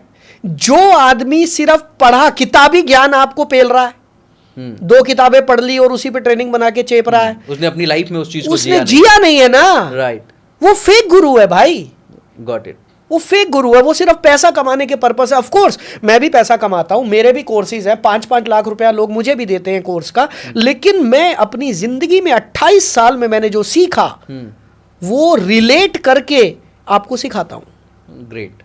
तो ऐसे बहुत सारे लोग हैं जो मिसगाइड करेंगे। आपके पास ऐसा विवेक बुद्धि ऊपर वाले ने दी है, आपको पता होना चाहिए मुझे किसके साथ जुड़ना है और किसके साथ नहीं जुड़ना। लेकिन प्रॉब्लम तो आज ऑडियंस के साथ भी है ना, वो एक्चुअली उन पे ज़्यादा भरोसा करते हैं जो बिन कम मेहनत में बेहतरीन रिजल्ट्स ड्राइव करने का उनको यकीन दिलाते हैं। ऐसे ही लोग तो रोते हैं फिर। आपके शो में बहुत सारे ऐसे लोग लिखेंगे जी मैंने इसका ये कोर्स खरीदा, मुझे फायदा नहीं हुआ। ऐसे ही लोग तो नेगेटिव कमेंट करते हैं। वो ये नहीं लिखते कि मैं लालच में आ गया था, वो ऐसा कभी नहीं लिखेंगे कि मैंने लालच किया था और मैं फंस गया था। भाई साहब, लालच करोगे तो फंसोगे ही। दुनिया में रातों रात कुछ नहीं होता, कुछ भी सीखने के लिए समय लगता है। अगर कोई आपको बोलता है जी मैं रातों रात अमीर बना दूंगा, तो वो फेक है, वो झूठ है। चाहे वो कोई बिजनेस है, चाहे वो कोई ट्रेनर है, रातों रात नहीं होता भाई, टाइम लगता है। It takes time. मुझे 28 साल लगे यहां तक पहुंचने में। You will have to follow the process. Exactly. That's the thing. Exactly. हाँ, थोड़ी सी चीजें फास्ट हो सकती है, बट कंप्लीटली अनरियलिस्टिक प्रॉमिस अगर कोई कर रहा है आपको, तो फिर वहां पे रेड फ्लैग है। आप थोड़ा ड्यू डिलिजेंस करो अच्छे तरीके से। और आज तो मुझे लगता है किसी के बारे में भी जानना समझना, जैसे आप ललित अरोड़ा सर को जानना है, कितना टाइम लगेगा? चैट जीपीटी ओपन करो भाई साहब, आप उनको जाके बोलो कि doctor Lalit Arora sales coach के बारे में मेरे को डिटेल्स बताओ। और देखो, सबसे अच्छी बात, अगर आपको जानना समझना है तो चैट जीपीटी या परप्लेक्सिटी में एक फीचर है, सोशल का फीचर है उसमें, और उस पे जाके क्लिक करके उसको बोलो कि इस बंदे के बारे में जितने भी नेगेटिव बातें वो मेरे को बताओ। ठीक है? तो ये अब तो मुझे पता ही नहीं था यार। वो क्या करेगा कि आपकी पूरी मतलब कुंडली निकाल के दे देगा सामने वाले बंदे को। अब आपका विवेक कहता है कि ये जो नेगेटिव बातें हैं ये कितनी सच हो सकती है या कितनी गलत हो सकती है। इसके आधार पे भी आप एक बेटर डिसीजन ले सकते हो। किसी भी प्रोडक्ट के बारे में आप चीज़ें निकाल सकते हो। अगर थोड़ी भी सोशल फेम है, लाइक आप हो या हम लोग हैं, अनुराग दांगी सर्च करोगे, will be able to get. तो आज आपके फिंगर टिप पे सब कुछ मिल जाता है, सब कुछ। तो आज तो मुझे लगता ही नहीं कि आप गलत तरीके से किसी पे भरोसा कर रहे हो। आपको कोई आकर के बता रहा है कि मैं भैया रियल एस्टेट का ट्रेनर हूँ, रियल एस्टेट का किंग हूँ, एक बार बैक टेस्टिंग तो कर लो यार, बैक में जाके चेक तो कर लो ये बंदा रियल एस्टेट में कभी कहीं कुछ जमीनें बेचा भी है या कभी किसी प्रोजेक्ट से जुड़ा भी रहा है। ठीक बात है। अगर के वो रियल एस्टेट की ट्रेनिंग दे रहा है तो कैसे आप उस पे मानना शुरू कर दे रहे हो? हाँ, या खुद उसका कोई हो सकता है कि अगर रियल एस्टेट पे ट्रेनिंग लाइक आपने शुरू करी तो आपके पास खुद का प्रोडक्ट है, आपने वृंदावन गोवर्धन के पास गोवर्धन हमारा के पास। प्रोजेक्ट है, वृंदावन के पास, और बहुत बढ़िया चल रहा है। और आप जानते हैं वृंदावन तो इस समय सबसे हॉट है। राइट, तो आज पूरे इंडिया से ही नहीं, अमेरिका तक से लोग हमारे पास कॉल करते हैं कि हमें फार्म हाउस चाहिए, क्या हमें बात प्लॉट है, चाहिए। क्या बात है, तो बहुत बढ़िया चल ये रहा है। सच में कमाल है। और बाय द वे ये कितने एकड़ में आपने? जी अभी हमारे 7 एकड़ में है ये 7 एकड़ में आप प्रोजेक्ट, प्रोजेक्ट। लेकिन ऊपर वाले के आशीर्वाद से इसको हम बढ़ा रहे हैं और ये बहुत जल्दी, मुझे लगता है 2 से 3 महीने में ये 15 एकड़ हो जाएगा। और हमारे पास पीछे बहुत ज़मीनें खाली पड़ी हैं। हमने ऐसी जगह अपनी साइट चुनी है जिसको हम बढ़ाते जा सकें। क्या बात है। तो मैं तो यही कहूँगा भाई, रियल एस्टेट से बढ़िया आजकल क्या है। और जितने लोग इस शो को सुन रहे हैं, अगर आप भी मेरे से जुड़ना चाहते हैं, रियल एस्टेट में मेरे चैनल पार्टनर बनना चाहते हैं, नीचे लिख देना भाई, आपको हम मौका देंगे, आपको सिखाएंगे भी, सब कुछ करेंगे। सो एक बहुत बड़ी अपॉर्चुनिटी है रियल एस्टेट से जुड़ने की। क्या बात है। मैं तो नीचे वो आपके व्हाट्सएप लिंक भी डलवा दूंगा कि भाई हाँ, डायरेक्टली हाँ। कनेक्ट कर सके भाई देखो, वहाँ पे। जो इंटरेस्टेड लोग हैं, देखो मैं So तो एक true। बात जानता हूँ, जो चाहता है ना, देखो सेल्स में सिखाता हूँ, हाँ, मार्केटिंग में सिखाता हूँ, हाँ। रियल एस्टेट मेरे पास है। आपको कहीं बाहर जाना ही नहीं है ना, सब कुछ एक ही घर में मिल जाएगा। बेचना आपने सिखा दी। बेचना सिखा देंगे, बेचने का प्रोडक्ट दे देंगे, कमाओ पैसा। क्या बात है। That's क्या awesome. दिक्कत है? That's great, amazing। तो ये वही मैं बोल रहा था कि आज के दौर में अगर कोई आपको कुछ सिखा रहा है तो थोड़ा सा बैक टेस्टिंग कर लो उसकी, Yes। भाई साहब, कि इसका पास्ट एक्सपीरियंस क्या इसमें है, या ऐसे ही 2-4-5 किताबें पढ़ ली या चैट जीपीटी से थोड़ा मॉड्यूल तैयार कर लिया और बोलना शुरू कर दिया। आज तो कोर्सेज कंटेंट बनाना ये सब तो बहुत आसान हो गया ना। चैट जीपीटी को जाके बोलो कि रियल एस्टेट पे कोर्स तैयार करना है, 2 मिनट के अंदर आपके सामने कंटेंट रेडी है, स्क्रिप्ट रेडी है, टेलीप्रॉम्प्टर रेडी करो, बोल दो। People are doing, I have seen many people like this. So आप अपने विवेक से, जैसा सर ने बताया, आप अपने ड्यू डिलिजेंस के साथ डिसीजंस लो, तो फिर शायद आप फेक गुरुओं के चंगुल में Yes, नहीं exactly, फंसोगे। That's exactly। What, that's great, awesome. So thank you sir. आगे बढ़ते हैं। अब ये बताओ आप कि अब थोड़ा सा इसको कंट्रोवर्शियल भी रखेंगे, जस्ट बिकॉज कि कई सारे ऐसे लोग हैं जिनको लगता है कि ये सच है, लेकिन हम सेल्स वाले को लगता है कि नहीं यार ये सच नहीं है, सच तो कुछ और है। सो आपसे मैं पूछना चाहूंगा, क्या भारत के लोग सच में फ्री देखकर पागल हो जाते हैं? यस, बिल्कुल हो जाते हैं। क्योंकि ये जो फ्री का शब्द है ना, हाँ। ये हमारे बचपन से हमारे को सिखाया गया। अब ये कहाँ से सीखा आपने? मैंने कहाँ से सीखा? बचपन में जब घर के आसपास भंडारा होता था ना, लंगर होता था, तो सबसे पहले घर वाले बोलते थे बेटा खुद भी खा ली और थैली ले जा थैली साथ लेके में, आ जाइए। है ना, और घर पे हाँ। दाल भी लेके आनी है लंगर Right। की। तो वहां से हमने सीख लिया और वहां से हमें पता है जो चीज फ्री मिलती है ना वो बढ़िया होती है। हाँ। तो ये फ्री का ट्रेंड तो इंडिया में चलेगा ही चलेगा भाई, हमारे डीएनए में है फ्री। अब ये आपने देखना है अपने बिजनेस में फ्री की ऑफर देके आप कैसे पब्लिक को ला सकते हो। क्या बात है, that's awesome, great. So now हर किसी की ज़िंदगी में एक ऐसा मोमेंट आता है जिस वक्त उनके ऊपर सवाल उठाए जाते हैं, वो क्वेश्चनेबल हो जाते हैं, चीज़ों को लेकर आरोप लगते हैं। मुझे नहीं पता आपके ऊपर लगे या नहीं लगे, बहुत बार लेकिन लगे। अगर लगे हैं तो वो एक ऐसा कोई आरोप जो लगा हो जिसको लेकर के आप थोड़े ज़्यादा सेंसिटिव हो गए हो, वो क्या था और क्या वो कितना सच था?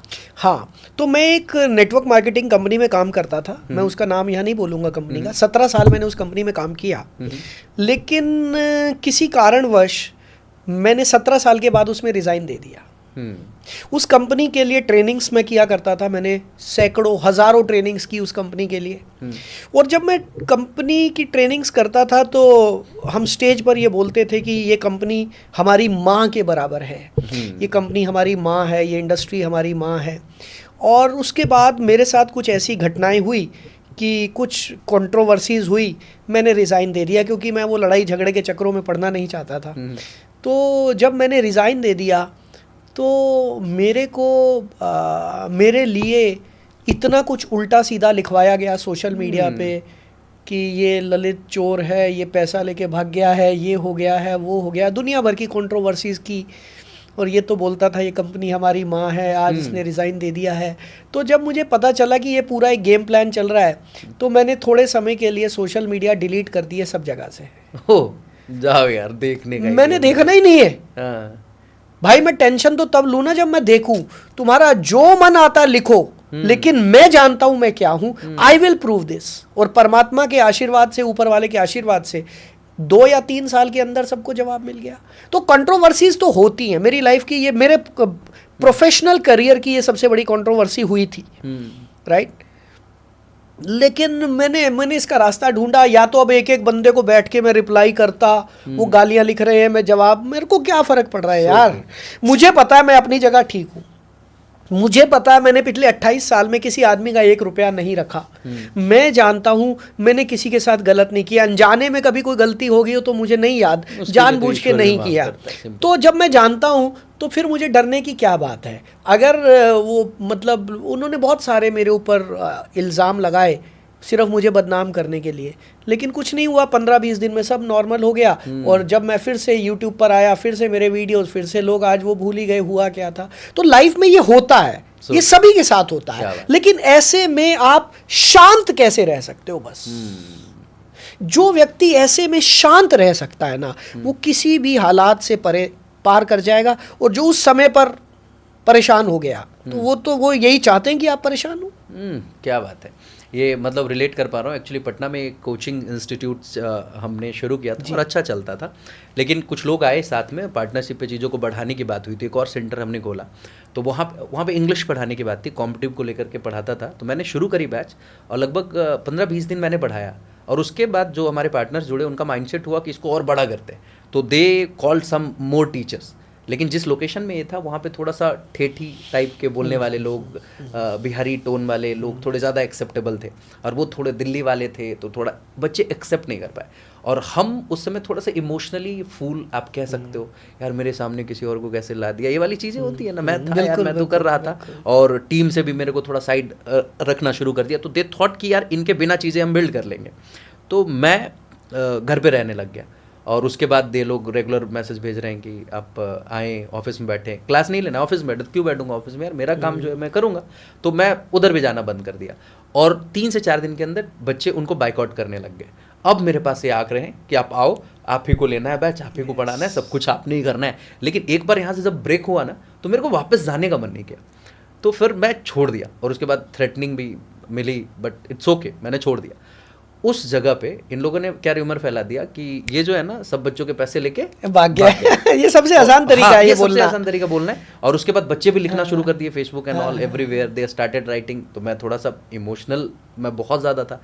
तो उस वक्त हमारे एक मित्र हैं आज, तो उन्होंने बोला कि एक ही मंत्र ज़िंदगी में अपनाइए, जब कभी कुछ ऐसा हो आंखें बंद कीजिए और ओम इग्नोराय नमः का जाप कीजिए और टेंशन मत लीजिए, लाइफ चिल हो जाएगी। जब आप गलत नहीं हो ना, तो शांत रहो ना। जब आप गलत हो, आपका कोई बिगाड़ ही नहीं सकता। टेंशन। और जब गलत हो गए आप, तो आप खुद ही रास्ते निकाल लोगे, सिंपल सी बात है। लेकिन अब जब गलत नहीं हो तो शांत रहो, बस। इग्नोरम परम सुखम, इससे बढ़िया सुख कुछ है ही नहीं जिंदगी में। और पीपल आर देयर, है ना। आपसे बात हो रही तो सच में मुझे बहुत मज़ा आ रहा है। Truly love the conversation. कि मैंने देखा है, मेरे घर में दादी सिखाती थी कि यार देख भाई, तुम्हारी ज़िंदगी में कई लोग आएंगे और वो ऐसे भी हो सकते हैं कि तुम उन्हें नमक रोटी भी खिलाओगे ना, तो वो तुमसे बड़े खुश रहेंगे, बड़े प्रसन्न रहेंगे। उनको लगेगा कि आहा, यही तो अमृत है, बस अनुराग का साथ है, इससे बड़ा कुछ और क्या चाहिए। और कुछ ऐसे भी लोग आएंगे जिनको तुम कलेजा निकाल के भी और भुजिया बना के खिला दोगे ना, तो वो नुक्शे निकालेंगे, अरे इसमें थोड़ा नमक मिर्ची कम था। आप कुछ नहीं कर सकते। तो people are there, both kind of people are there. You should learn how to handle the criticism, negativity and all kind of आरोप। सो आपने बड़े अच्छे तरीके से हैंडल किया, ये सच में कमाल रहा, मज़ा आया। बाकी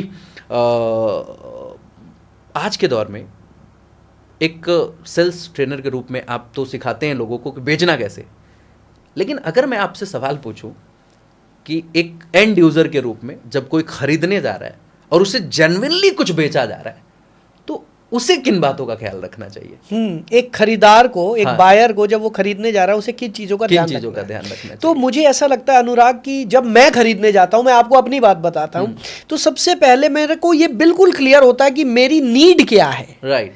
तो मैं घर से निकलने से पहले मेरा नीड बिल्कुल क्लियर होता है कि भाई मेरी ये ज़रूरत है, मुझे इस तरीके की कोई प्रोडक्ट चाहिए। दूसरा, मेरा बजट बिल्कुल क्लियर होता है कि भाई मेरा ये बजट है, थोड़ा बहुत आगे पीछे कर लूंगा, बहुत ज़्यादा नहीं करूंगा। तीसरा, मेरे को इन ब्रांड्स में से किसी एक ब्रांड में जाना है, राइट, या फिर मेरे को ब्रांड लेना ही नहीं है, ये भी मैं पहले ही डिसाइड कर लेता हूँ। ओके। तो कुछ ऐसी चीज़ें हैं जो मैं ब्रांडेड खरीदता ही नहीं हूँ, मुझे नहीं पसंद है। भाई मैं टेलर हूँ, मैं ब्रांडेड कपड़े अगर खरीदूंगा तो मेरे से बड़ा बेवकूफ़ कौन है? क्या बात है, मुझे तो पता है ये पेंट कोट कितने का बनता है। सो ट्रू, आप तो और अच्छे से जानते हैं। तो मैं तो अपने हिसाब से बनवाऊंगा ना टेलर के साथ बैठ के, राइट। उसको बताऊंगा ये चीज़ ऐसे करिए, ऐसे करिए, ऐसे कर। सो मैं बहुत क्लियर रहता हूँ और मैं इधर उधर ज़्यादा देखता नहीं हूँ। बहुत सारे लोगों की आदत होती है, ये भी इस दुकान में भी देख लो, इसमें भी। भैया एक जगह पे गए, इसको बोला भाई ये मेरी रिक्वायरमेंट है, क्योंकि मेरे लिए आज की डेट में टाइम इंपॉर्टेंट है। मेरे लिए सबसे ज्यादा टाइम इंपॉर्टेंट है, बस ब्रांड इंपॉर्टेंट नहीं है। So true. ये जितने लोग ब्रांड्स के पीछे भागते हैं, मैं आपको बता दूं फर्क कोई ज्यादा नहीं होता भाई, 19-20 की फिनिशिंग का फर्क होता है। आप हाँ, अगर आपको दोस्तों को दिखाना ये देखो वैन हुसैन, तो भैया आप खरीद लेना, हमें तो दिखाना होता नहीं है ना। हम उस चीज को पार कराए कि ये कौन सा ब्रांड है कौन सा नहीं है, हमारे को कोई फर्क, मेरे को तो कोई फर्क नहीं पड़ता भाई। आज की डेट में मेरे को कपड़े की फिटिंग अच्छी आनी चाहिए, दैट्स इट, सेम हियर। तो मैं इन्हीं चीजों का ध्यान रखता हूं। क्या बात है। और इस लेवल पे आने के बाद आप कुछ भी पहनते हो ना, तो लोगों को लगता है ब्रांड ही पहनते नहीं, रहता आप- होगा। यार, दे consider हम it। पहनते, मैं तो बोलता हूँ मैं कोई ब्रांड नहीं पहनता। हाँ। मैं ये कैसा लग रहा है मेरा सूट आपको, फिटिंग अच्छा, कैसी लग रही जचना है? चाहिए। जच रहा है ना, That's it। ये मैंने सिलवाया है टेलर से। ग्रेट। Simple। लेकिन इस सवाल के पीछे का मकसद हमारा क्या था कि हम ये चाहते हैं कि आप अपने सेल्स के एक्सपीरियंस के आधार पे कुछ बायर्स के अंदर डिसिप्लिन जैसा कुछ बात हो सके, ऐसी कुछ बात करी जाए। लाइक कई बार क्या होता है ना, अटका देते हैं बायर्स आके, सर कल बताऊंगा, सर इसका ठीक ठाक रेट लगा लो, इसका लास्ट प्राइस बता दो। अरे भाई मैं यार और उसके बाद क्या करेंगे, आपके कॉल्स इग्नोर कर रहे हैं लगातार। मतलब मैं ये पेन समझ रहा हूँ सेलर्स के, और वो बेचारे कोशिश कर रहे होते हैं कि भाई बात तो कर लो। तो एक बायर के रूप में भी एक डिसेंट बायर कैसे बन सकते हैं लोग? देखो, डिसेंट बायर तो बहुत सिंपल सी बात है। हाँ। मैं कभी भी किसी सेल्समैन का, किसी सेल्स पर्सन का टाइम खराब नहीं करता। पहली ये चीज़। अच्छी बात है। मैं दूसरी चीज, मैं उसको इतनी रेस्पेक्ट देता हूं, मैं उससे प्रोडक्ट खरीदूं या ना खरीदूं, मैं उसको कॉम्प्लीमेंट जरूर देता हूं। क्या मेरे बात पास कोई कॉल आता है ना किसी लड़की का, सर आपको क्रेडिट कार्ड लेना है, तो मैं उसको यही बोलता हूं, देखिए मुझे क्रेडिट कार्ड तो नहीं लेना, बट आपका बात करने का तरीका बहुत अच्छा है, आप बस और एनर्जी से बात करें, आपकी डील क्लोज होगी। क्या बात। मैं कम से कम मैं उससे प्रोडक्ट नहीं खरीद सकता, मैं उसको मोटिवेट तो कर सकता हूं, मेरी इंडस्ट्री का है भाई। हाँ। तो आप, मैं सिर्फ सबसे ये कहना चाहता हूं, आपको प्रोडक्ट खरीदना या नहीं खरीदना that is a different chapter, but कभी किसी के साथ मिसबिहेव ना करें। आप उनकी रिस्पेक्ट करें, क्योंकि वो आपकी सेवा के लिए काम कर रहे हैं, क्या याद बात है। रखना। ये बड़ी अच्छी बात है। हाँ, आप जो भी एक डिसेंट टाइम ड्यूरेशन है कि भाई 2 दिन बाद बताऊंगा, 3 दिन बाद बताऊंगा, आप कॉल्स इग्नोर करने शुरू कर दे, तो इससे आप भी तो मेंटल प्रेशर में आ रहे हो। Yes। बंदा सामने वाला तो उसका तो काम है, वो तो करेगा, उसका तो कुछ नहीं जा रहा, उसकी तो But ड्यूटी है, उसकी ये तो उसे ड्यूटी है, तनख्वाह इसी बात की मिल रही है उसे। हाँ, दैट्स सिंपल। आप बेसिकली हमें लगता है कि परेशान होते हो, यार इसका फिर कॉल आ गया।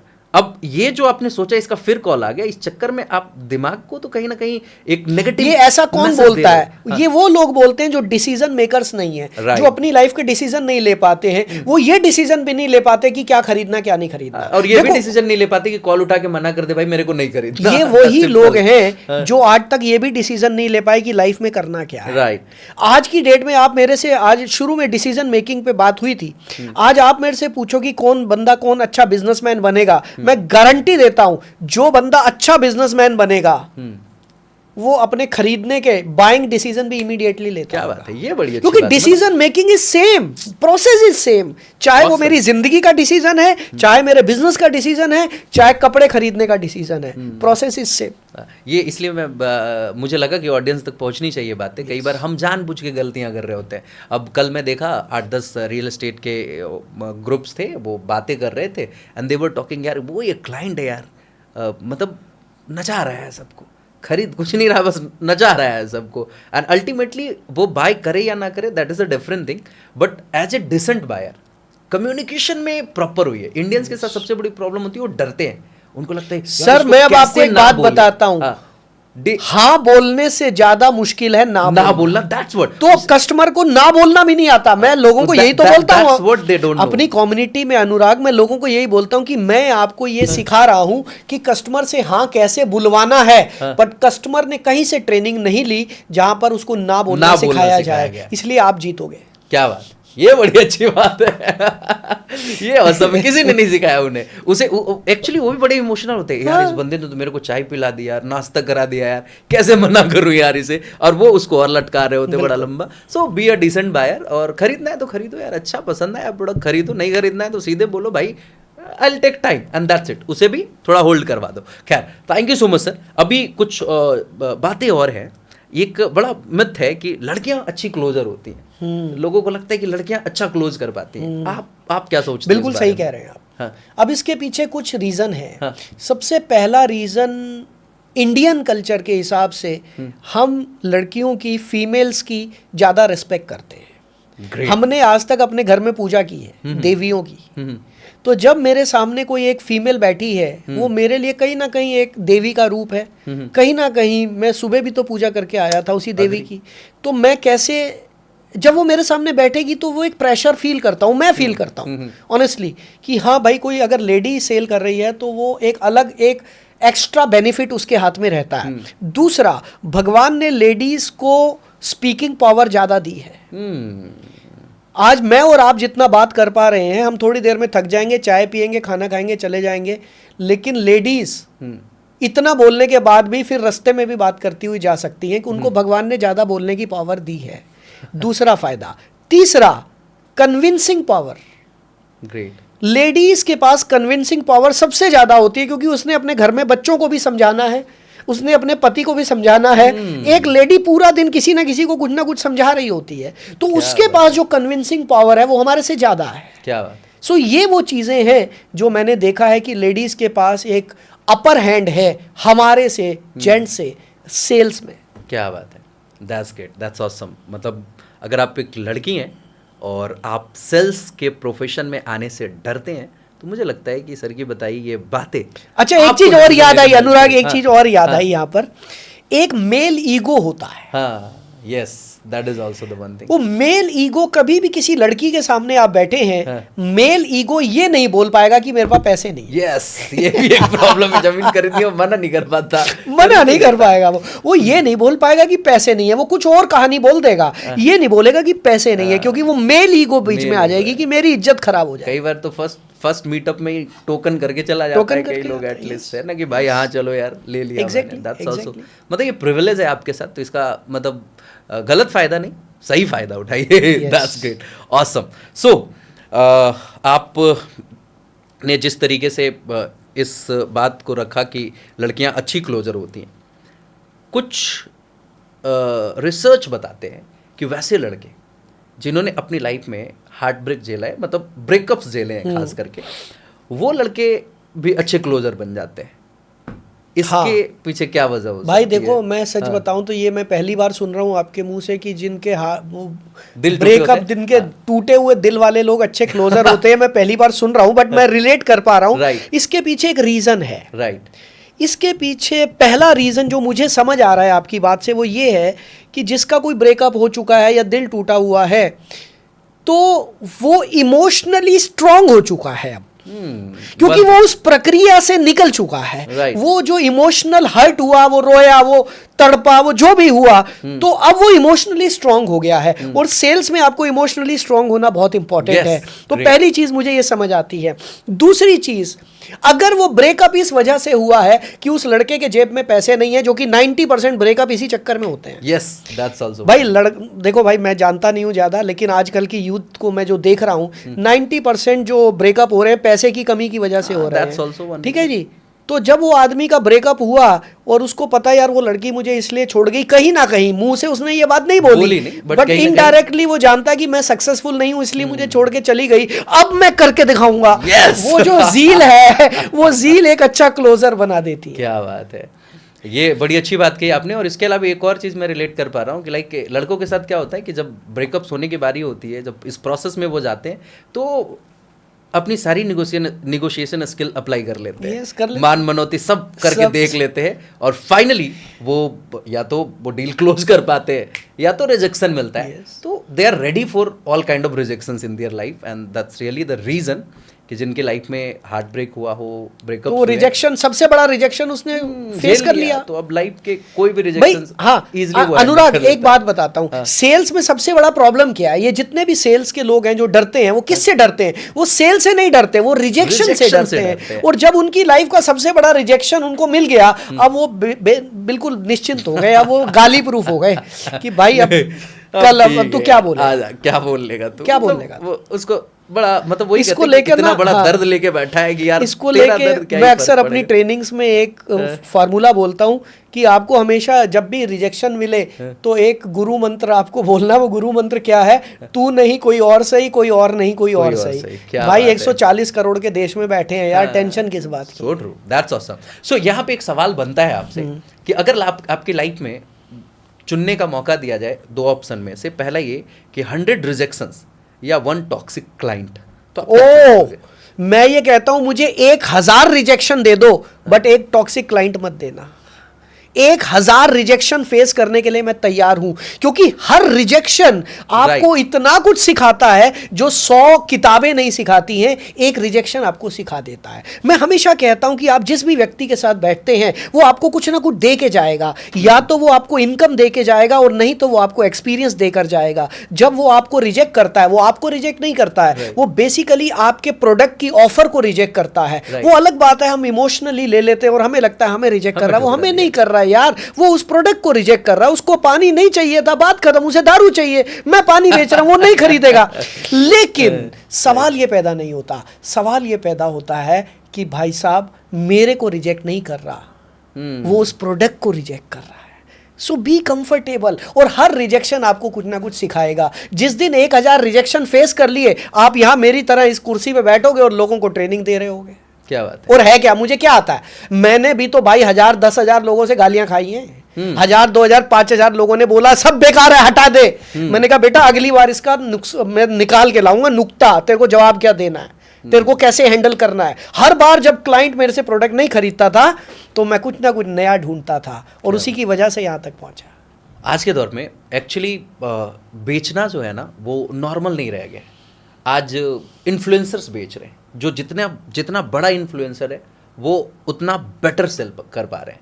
तो एक नॉर्मल सेल्स पर्सन को क्या अपने आप में वो चेंजेस लाने चाहिए कि वो सिर्फ सेल्स पर्सन के बजाय एक बेहतरीन इन्फ्लुएंसर बनने के बारे में सोचे? डेफिनेटली अनुराग, आपने बहुत बड़ी बात बोली है। देखो आज की डेट में नहीं, इन्फ्लुएंसर्स ने तो हमेशा ही बेचा। पहले अमिताभ बच्चन बेचता था, शाहरुख खान बेचता था। आज जब लोगों ने मूवीज देखनी कम कर दी, टीवी कम देख रहे हैं लोग, सोशल मीडिया पे आ गए, तो मेरे और आपके जैसे लोग इन्फ्लुएंसर बन गए। ये तो हमारे लिए एक अपॉर्चुनिटी है, ये गोल्डन पीरियड है हमारे लिए। पहले इन्फ्लुएंसर बनने के लिए एक बहुत बड़ी किस्मत चाहिए होती थी। शाहरुख खान कोई तो बनता था, करोड़ों में ही बनता था, लाखों में ही कोई एक बनता था, वही लोग इन्फ्लुएंसर होते थे। राइट। आज मेरे और आपके जैसे लोग इन्फ्लुएंसर बन गए, ये तो शुक्र है सोशल मीडिया का। तो मैं तो ये कहता हूं जब आप कुछ बेचते हैं तो लोग आपका प्रोडक्ट नहीं खरीदते, आपका कॉन्फिडेंस खरीदते हैं। That's great, awesome. And if you be in confidence आप ऐसे ही इन्फ्लुएंस कर पाते। भाई मुझे ये तो आप पता है, हाँ। मुझे ये पता है, मेरे को ये पानी की बोतल बेचनी है और ऐसी 10 लाख बोतल बेच के मैं अमीर बन जाऊंगा।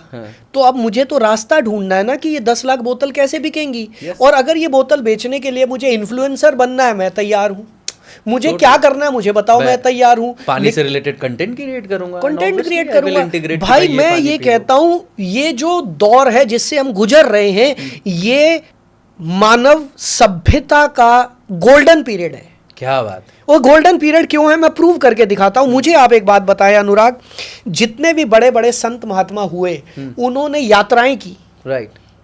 गुरु नानक देव जी ने यात्राएं की, भगवान राम ने यात्राएं की, भगवान कृष्ण ने यात्राएं की। कौन सा ऐसा गुरु परमपिता परमात्मा कोई संत महात्मा ऐसा है जिसने यात्राएं ना की हो? ये यात्राएं क्यों करते थे बताओ? यात्राएं लाइक अगर मैं अपनी बात करूं तो मैं तो कनेक्शन बिल्डिंग के लिए, नहीं, लर्निंग जो गुरु लोग थे ये संत महात्मा क्यों करते थे यात्राएं? हर जगह तो मैंने यही सुना कि वो ज्ञान की तलाश, ज्ञान का प्रचार, या ज्ञान के प्रचार के ज्ञान की तलाश और ज्ञान का प्रचार। अब मैं आपसे ये कहता हूं, अगर आज के युग में गुरु नानक देव जी होते तो क्या उन्हें इतना ट्रैवल करना पड़ता? घर बैठ के इन्फ्लुएंस कर पाते अपने। आज अब दुनिया बदल देते। तो प्रेमानंद महाराज जी जैसे क्या कर रहे हैं? क्या कर रहे हैं अभी? वृंदावन में बैठते हैं, सुबह से उनके दर्शन के लिए दूर दूर से लोग पहुंच जा रहे हैं, और उनका इन्फ्लुएंस कहां तक बिल्कुल है। तो ये तो हमारा गोल्डन पीरियड है, ये हमारी किस्मत है। हम ऐसे समय पे पैदा हुए हैं जब सोशल मीडिया भी स्टार्ट हुआ है। भाई मैं तो ये कह रहा हूं जो व्यक्ति सोशल मीडिया पे नहीं है ना, वो पैदा ही नहीं हुआ समझ लो। वो जिंदा ही नहीं है वो। और अगर तुम अभी भी सोच रहे हो ना मैं बनाऊंगा वीडियो, पहले थोड़ा सीख लूं, लाइट खरीद लूं, कैमरा खरीद लूं, जिंदगी में वीडियो नहीं बना पाओगे। अगर वीडियो बनाना है तो एसएसजी मोड में आ जाओ। मैं अपने स्टूडेंट्स को सिखाता हूं एसएसजी मोड, सस्ता, सादा और घटिया। ओह, अगर आप ये चाहते हो पहला वीडियो आपका बढ़िया बन जाए, जिंदगी में कोई नहीं बना पाया, मैं भी नहीं, अनुराग भी नहीं, कोई भी नहीं, पहला वीडियो सबका सस्ता सादा घटिया होगा। और अगर आप ये सोचते हो लोगों के मिलियन व्यूज आते हैं, मेरे नहीं आते, अगर आपके वीडियो पे एक भी व्यू आ गया तो आपका वीडियो कामयाब हो गया, सफल हो गया, और वो एक व्यूअर आप खुद है। क्या बात है, कमाल। मतलब एटलीस्ट आपको ये तो पता चलेगा कि अगली बार क्या सुधारना है, क्या और बेटर चलता रहेगा, दिस इज अ प्रोसेस। ये सच में गोल्डन पीरियड है। आप सोचो ना कि अगर ये सोशल मीडिया ना होती, चीज़ें ना होती, तो आज ओशो को कहाँ सुन पाते? कौन सुन पाता? सिंपल सी बात है। मतलब आज दुनिया भर से हम कनेक्ट हो सकते हैं, यही बात है। मतलब हमारे मोस्टली क्लाइंट्स आपको मिल जाएंगे ऑस्ट्रेलिया के, आपको कनाडा से, यूएसए से और यूके के, और ये दुबई, इन जगहों के हमारे मोस्टली क्लाइंट्स आपको मिल जाएंगे। अगर सोशल मीडिया ना होता तो मैं कभी पहुंच पाता? नहीं पहुंच पाते, कभी नहीं।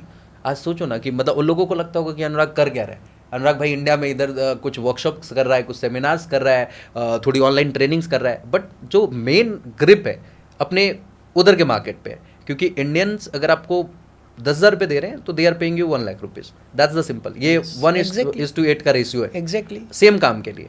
That's simple. सेम काम कर रहे हो, थोड़ी सी इंग्लिश अच्छी है, कम्युनिकेशन अच्छी है, आप डील क्लोज कर दोगे। ये सोशल मीडिया का दौर है जो आपको कहीं से कहीं पहुंचा सकता है, कहीं भी पहुंचा। मैं कहता हूं भाई सबके चैनल होने चाहिए। 140 करोड़ लोग हैं, 140 करोड़ चैनल बनाओ भाई। जो आपको आता है बोलो, गलत मत बोलो, किसी को गलत रास्ता मत दिखाओ। और हर परमात्मा ने ऐसा कोई जीव पैदा ही नहीं किया जिसमें कोई गुण ना हो। तो आप तो इंसान हो भाई, आप में बहुत सारे गुण हैं। दो पब्लिक को दो। क्या बात है, शानदार। Thank you so much sir, thanks a lot. अभी थोड़ा सा आपके एक्सपीरियंसेस के आधार पे जानना चाहेंगे कि आपका जो कस्टमर है 5 ऐसे कौन से झूठ बोलता है? ओह 5, हमारा जो कस्टमर 5 ऐसे झूठ बोलता है। सबसे पहले वो झूठ बोलता है कि मेरी ये ज़रूरत है, एक्चुअली उसकी वो ज़रूरत ही नहीं होती। जब हम बात करते हैं तो ज़रूरत कुछ और निकलती है। दूसरा वो अपनी इनकम गलत बताता है। तीसरा वो अपना बजट गलत बताता है। चौथा वो कौन से ब्रांड्स यूज़ करता है वो गलत बताता है। और लास्ट में प्रोडक्ट ना खरीदने के लिए सबसे झूठ बहाने बनाता है। सो कस्टमर तो यही करता है। अब एक अच्छे सेल्समैन की यही कला है कि वो सही चीज़ ढूंढ के निकाले, और यही मैं सिखाता हूँ। क्या बात है। मैं ये सिखाता हूँ कि आपको प्रोडक्ट बेचना ना पड़े, सामने वाला खुद से बोले मुझे ये प्रोडक्ट खरीदना है। क्या बात, बस। Awesome, that's great. कस्टमर का कोई एक ऐसा सेंटेंस जो आपको लगता है कि यार मैक्सिमम कस्टमर यूज करते हैं, जो टॉक्सिक काइंड ऑफ कस्टमर्स होते हैं? हमने पहले भी बहुत खरीदा है, हमें फ़ायदा नहीं हुआ। ऑसम। अगर आपको खुद को एक सेल्स प्रोडक्ट मानना पड़े खुद को, तो आपकी एमआरपी क्या होनी चाहिए? ओह मेरी एमआरपी इस दुनिया में कोई पे ही नहीं कर पाएगा, क्योंकि मैं वो बेशकीमती हीरा हूँ जिसकी कोई कीमत लगा ही नहीं सकती। क्या बात है, ग्रेट, ऑसम। अगर मैं आपसे पूछूं पैसा या फॉलोअर्स? फॉलोअर्स।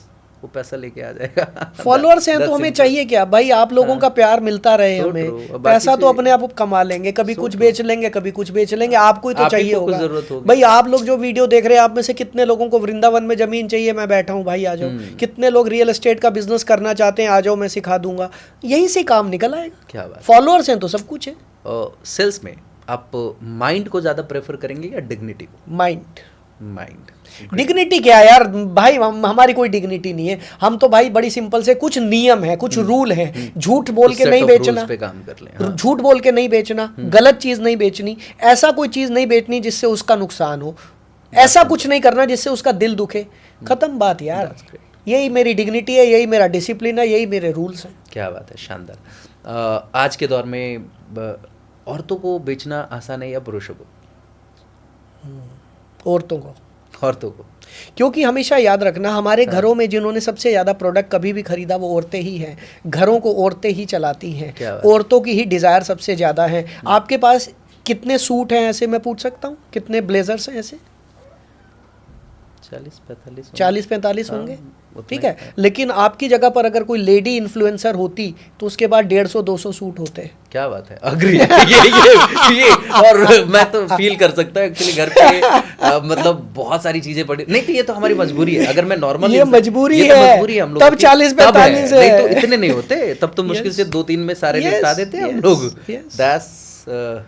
ग्रेट, क्योंकि अब तो वर्कशॉप्स लेने हैं तो आपको खरीदना है, वो मजबूरी है, क्योंकि ये आपके प्रोफेशन का ये हिस्सा तो हमारा बन गया। प्रोफेशन है भाई, अगर ये हमारी यूनिफॉर्म है ये। यस, अगर ये प्रोफेशन का हिस्सा नहीं होता तो इतने नहीं होते, नहीं जेन्युइनली होते, 2-3 में सब निपट जाता हम लोगों लेकिन लेडीज को बहुत कुछ चाहिए, उनको हर कपड़े, functions के लिए हर साड़ियाँ। फंक्शन के लिए साड़ी, साड़ी के Yes, साथ yes, के yes, सैंडल, yes, सैंडल के साथ की ज्वेलरी, ज्वेलरी के साथ की गाड़ी। वो अब उनके लेवल पे डिपेंड करता है कि उनका लेवल क्या है। और इसके पीछे एक और भी वजह है कि औरतें सिर्फ खुद के लिए नहीं खरीदती, पूरे परिवार के लिए खरीदा ही खरीदती, पूरा उन्होंने, घर चलाती है वो। यस। ठीक है, मैं अपनी वाइफ की बात करूं तो आई हैव सीन कि मतलब वो अपने सामान जितना खरीदती थी उससे ज्यादा सामान मेरे लिए आपके लिए खरीद के लाती खरीदेंगी, थी। yes। तो वो खरीदते हैं, they buy, exactly, they are buyers, they are buyers.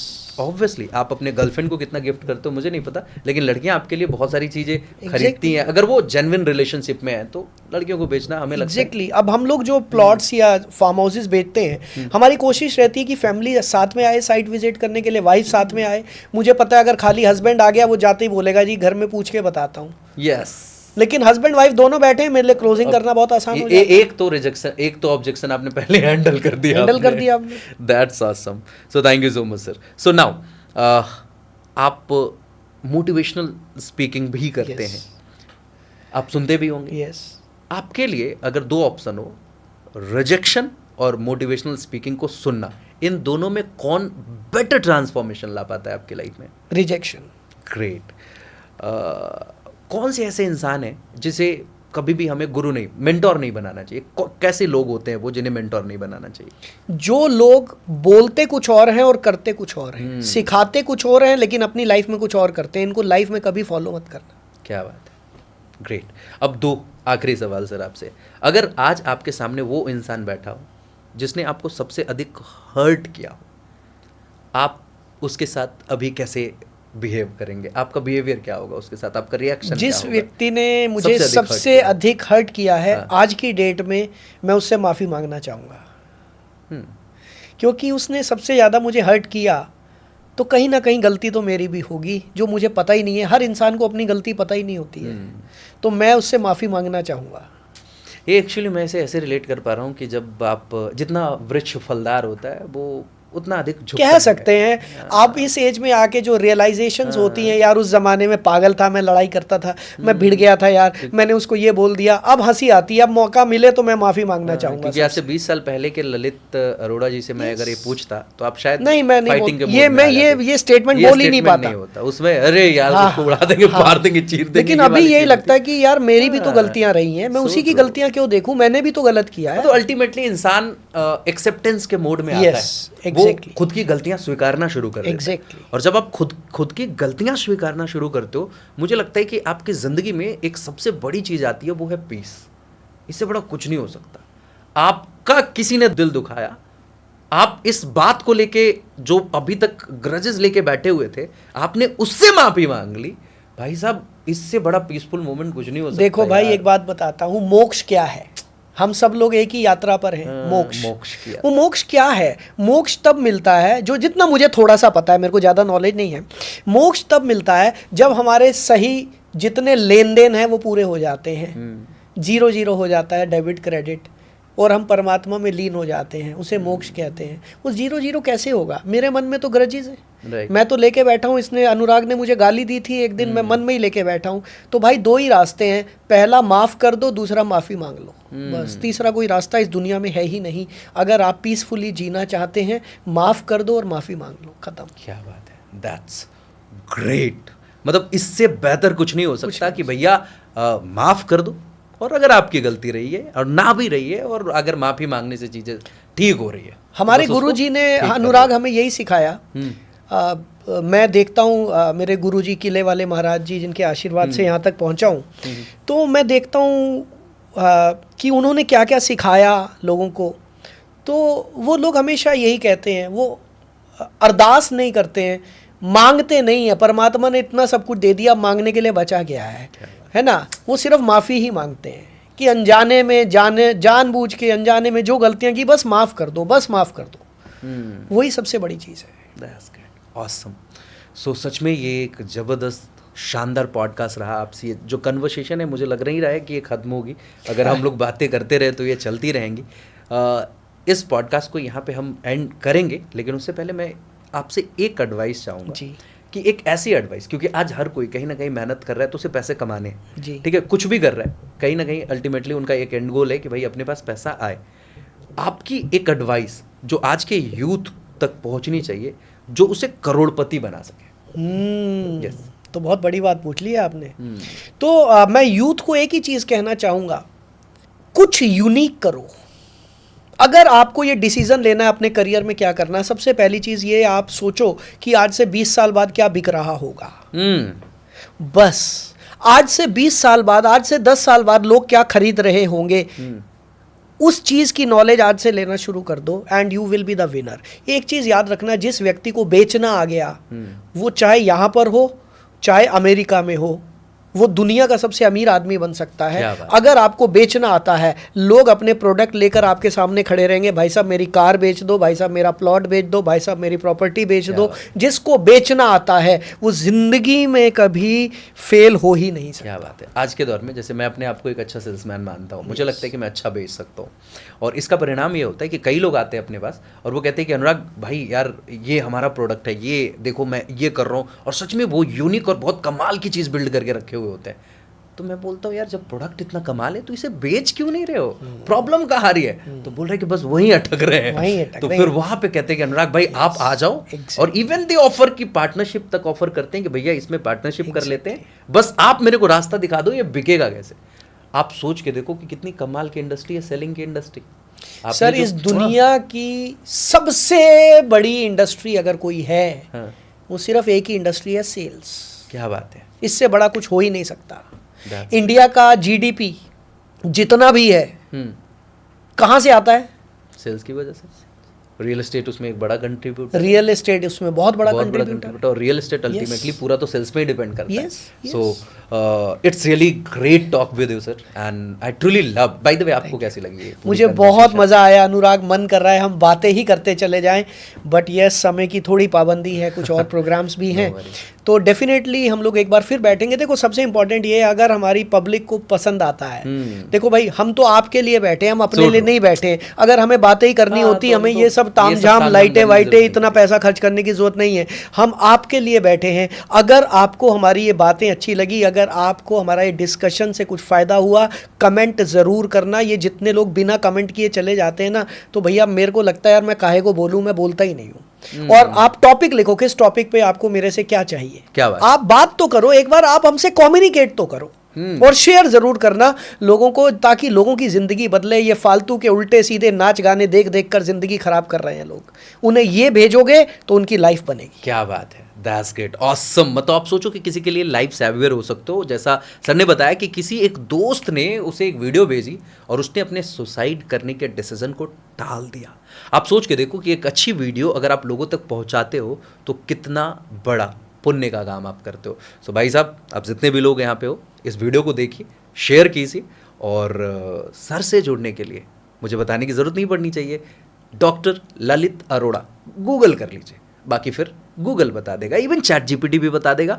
और सर के सोशल मीडिया के लिंक्स बाय द वे मैं डिस्क्रिप्शन में भी डाल दूंगा, तो you can connect from there. So thank you so much, thanks a lot everyone for being here. इतना अधिक प्यार देने के लिए, हमारे इस पॉडकास्ट पे बार बार आकर के हमें और अप्रिशिएट करने के लिए आप सभी का बहुत बहुत धन्यवाद। बाकी सर आपका thank you so much, thank you so much, conversation को इतनी शानदार बना दिया आपने, आपकी एनर्जी कमाल की है। और मैंने जितने भी ट्रेनर्स को देखा है, एक चीज मैंने पाया है कि उनकी एनर्जी कमाल की होती है, वो सच में शानदार होते हैं। और एक ट्रेनर है, उनसे मैंने सीखा भी है कि आप अगर जिंदगी में कामयाब होना चाहते हो, नेक्स्ट लेवल पे लेके जाना चाहते हो, तो बी फॉर्मूला अपनाओ, बी फॉर बिलीव। अगर किसी सिस्टम में अगर आपको बिलीव आ गया, विश्वास हो गया, तो भैया आप सच में कमाल कर जाओगे। And the second thing, be excited, मतलब ई फॉर एक्साइटमेंट, मतलब आपके अंदर एक्साइटमेंट होनी चाहिए। लाइक अगर आपको किसी चीज पे बिलीफ है कि ये सच में कमाल है, तो उस चीज को करने के लिए आपके अंदर एक्साइटमेंट होनी चाहिए। And the last thing, that is the most important thing, energy.